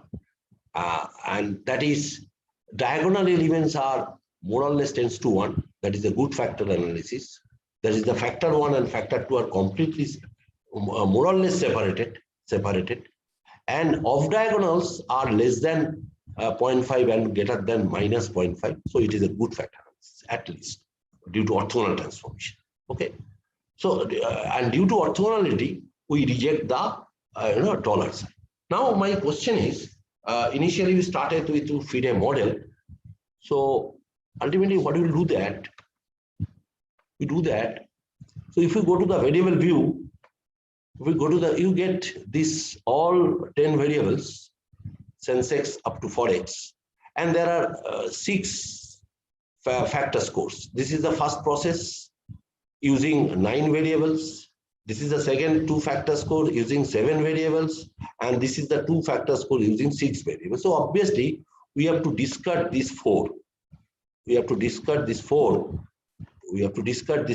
is the clear.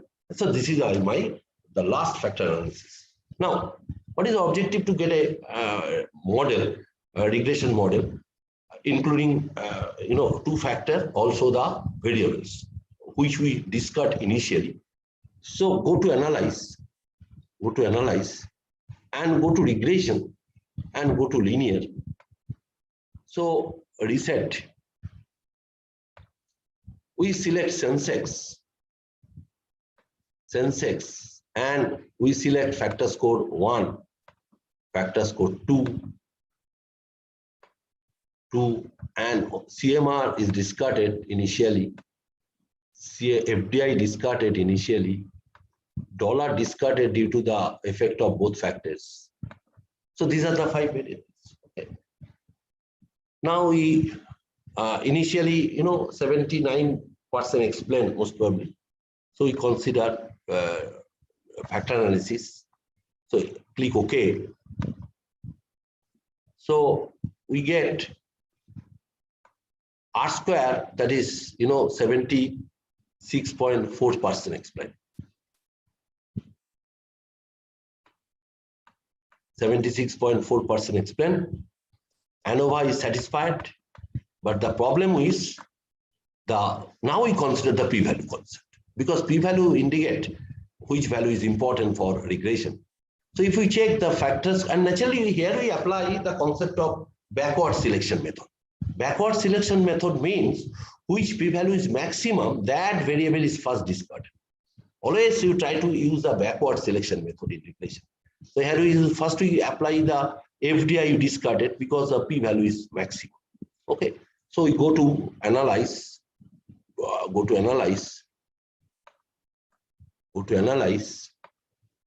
to regression, go to linear.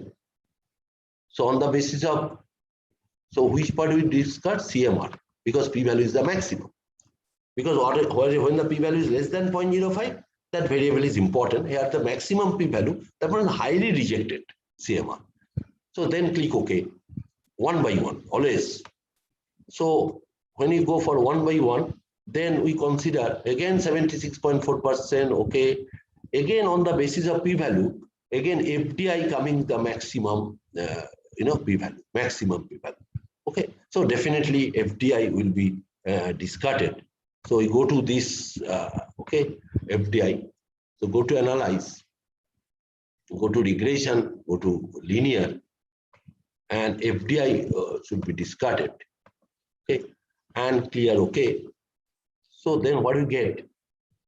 We get R square again, still 0.764, and all p values are satisfied.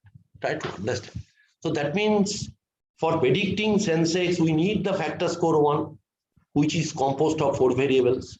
We need factor score 2, we need the composed of 2 variables, and we need the dollar, because dollar is very, very important for predicting Sensex, which will affect. Now, since dollar affecting both factor 1 and both factor 2, so obviously there are some interaction. And these interaction we can check by the multicollinearity term. That is the BIL value. So we can consider is a predicting model, so exploratory model. But before, so we have to show it is a predicting model. That means we have to check whether multicollinearity occurs or not. So we go to again analysis. Go to analysis. Go to regression, and select statistics. Then collinearity diagnostics. Continue and click OK. And if you check this, just to check the p-value satisfied, this is all VIF are more than 2. That means we can say it is a predicting model. So Sensex, depending on factor 1, factor 2, as well as dollar. So initially we have taken 9 variables, but after applying the factor analysis, we consider the 7 variables are important. Okay. And now another thing is that ultimately 76.4% explained. And after finishing this concept, so you have to give the naming of the factor. So for my analysis, the factor 1 gold, forex, foreign, and factor 2 Sierra oil. So this is the factor 1 naming as external reserve, and factor 2 naming as inflation induction. So this is your, to some extent, simple, brief explanation of factor analysis. So due to time, I am not showing the mathematical formulation part. Okay? Mathematical. So I think if you have any question, so maybe now it is 2 hours. complete. So you are tired, I think. You are tired.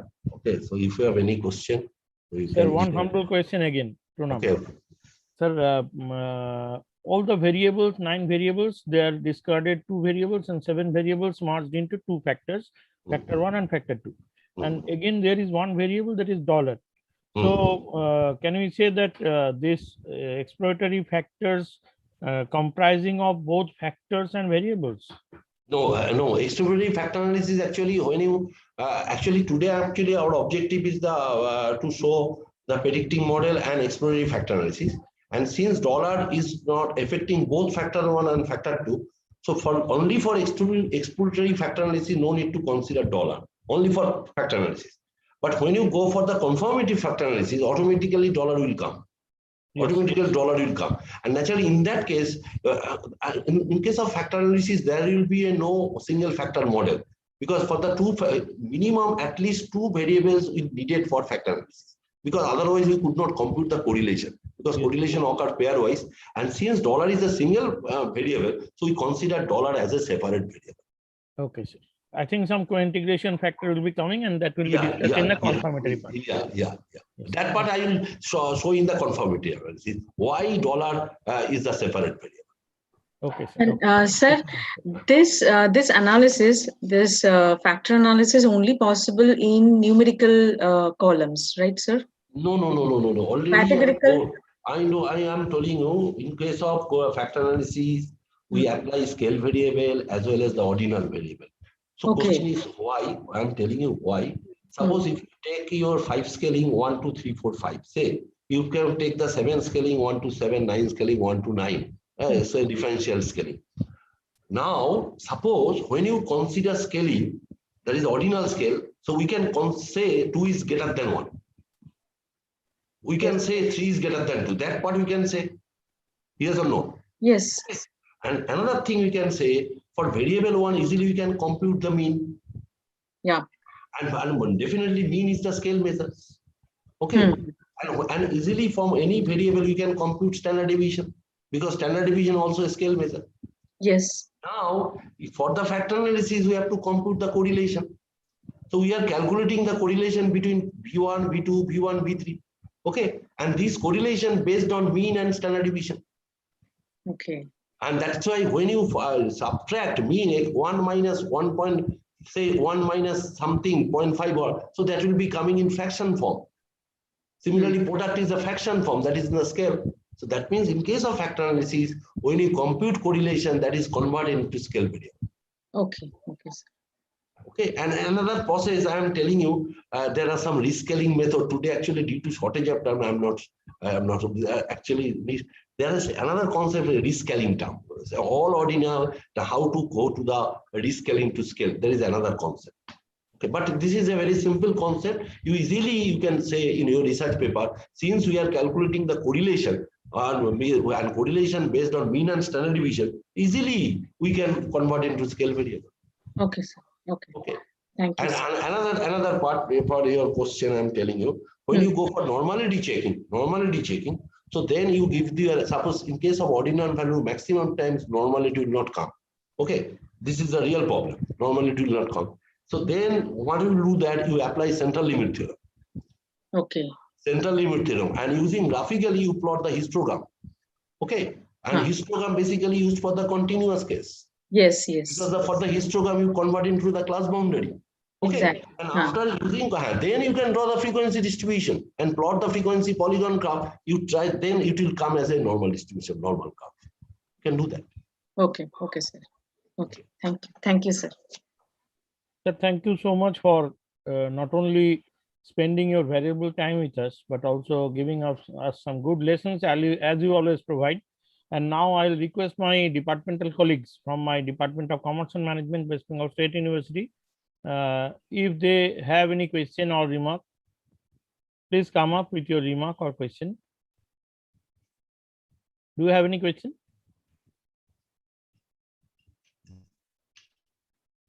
Or query or comment?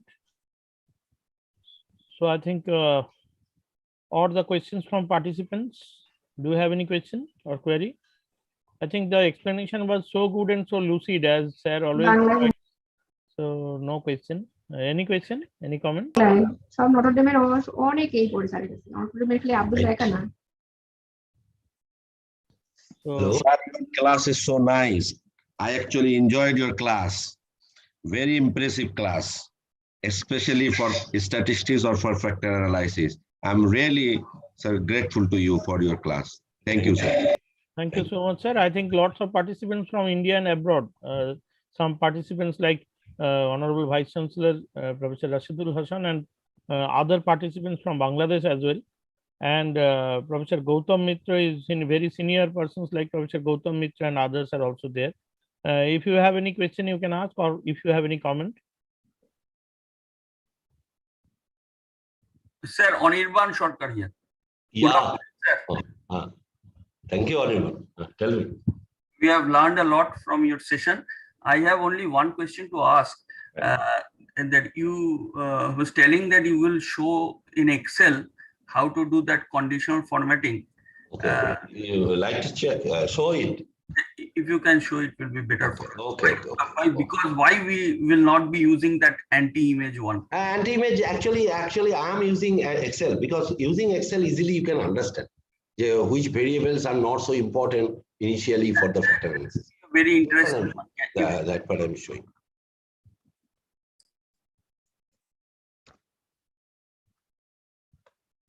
First of all, it is coming. It is visible. No, sir, not yet. Okay. Now? No, sir. No SPSS is coming. Sir, No, your sir. screen is not sharing, sir. Okay. Sorry.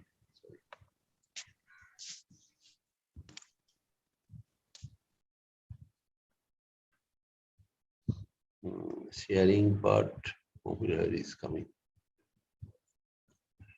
Sharing is not coming.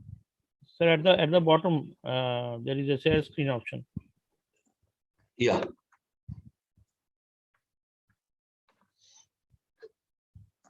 Now it is coming, I think. Yes, sir. Yes, sir.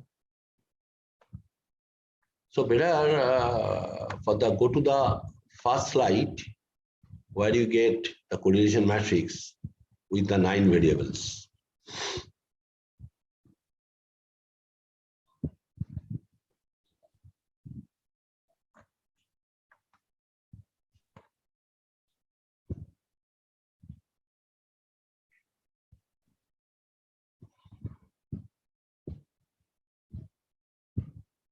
Okay, I think this is your 9 variables correlation. Yeah. So first of all, you select copy into Excel.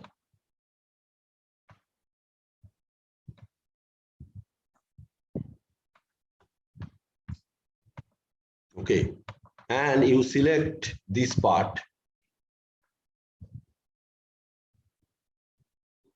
Okay, and go to conditional formatting. And in conditional formatting, you select a new rule. So this menu will come.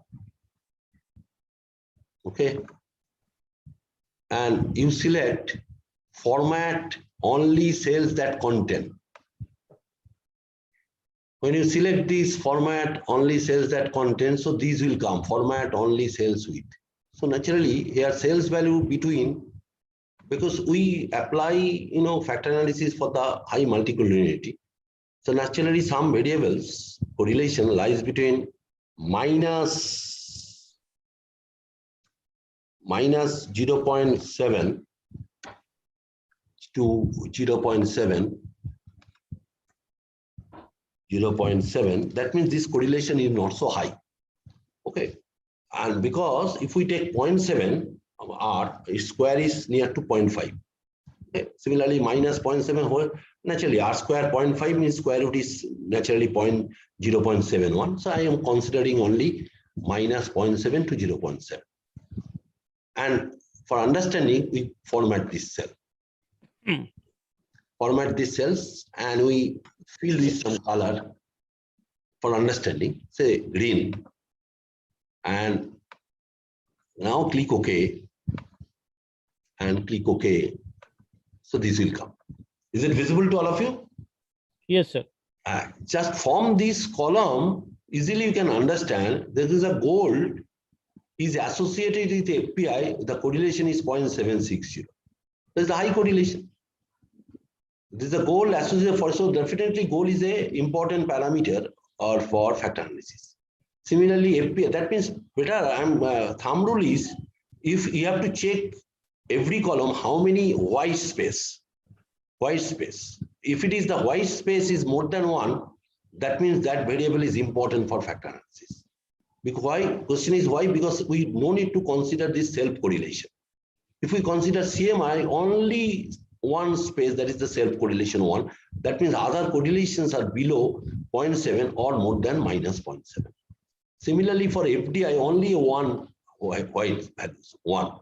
That means other values are shaded with green color.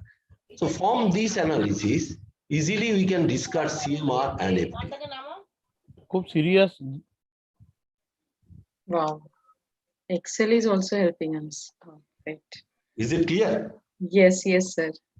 I think I am using also Excel. But maximum are saying why you are not using anti-image, because some literatures are saying that. That's why today I have shown. But this is my interesting zone to show Excel. Thank you, Professor Anirban Sarkar, for asking this question. Thank you, sir. Thank you very much.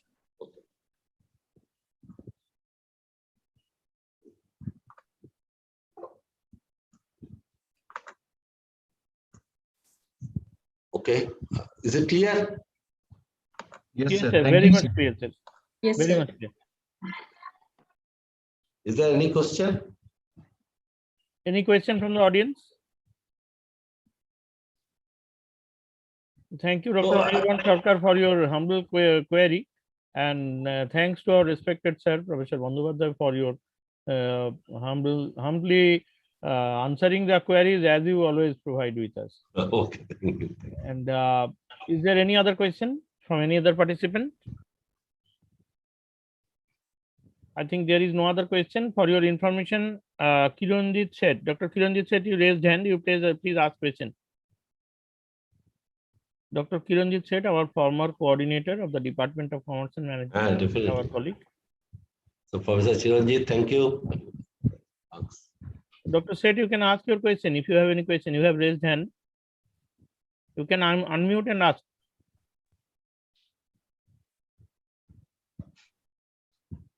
Dr. Seth, you are unmuted. You could ask.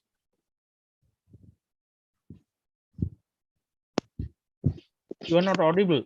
Kiranjit. Professor Kiranjit said,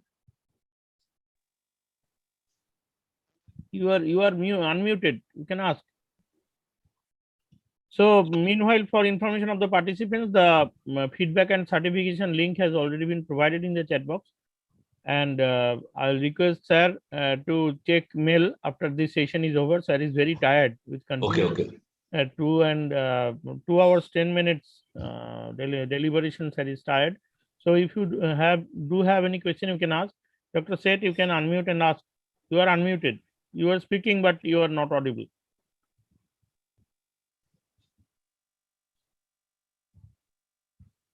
Any other question from any participant? Dr. Seth, you are not audible.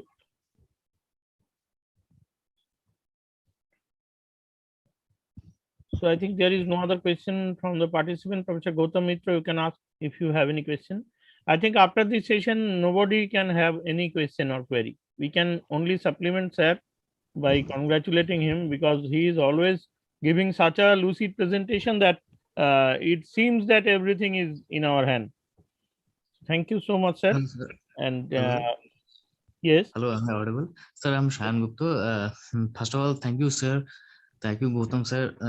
Provide us fundamental logic of factor analysis. It is more than SPSS. Means I am very gladful that I am one of the scholar of sir, and it is more than SPSS. It is a very fundamental logic. What is the behind story of factor analysis? Why should we do factor analysis, and what are the do's and don'ts we should check for the factor analysis?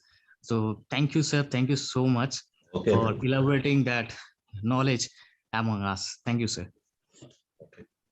So from Dr. Kiranjit said there is a question. I think Professor Bandyopadhyay and nothing else is written.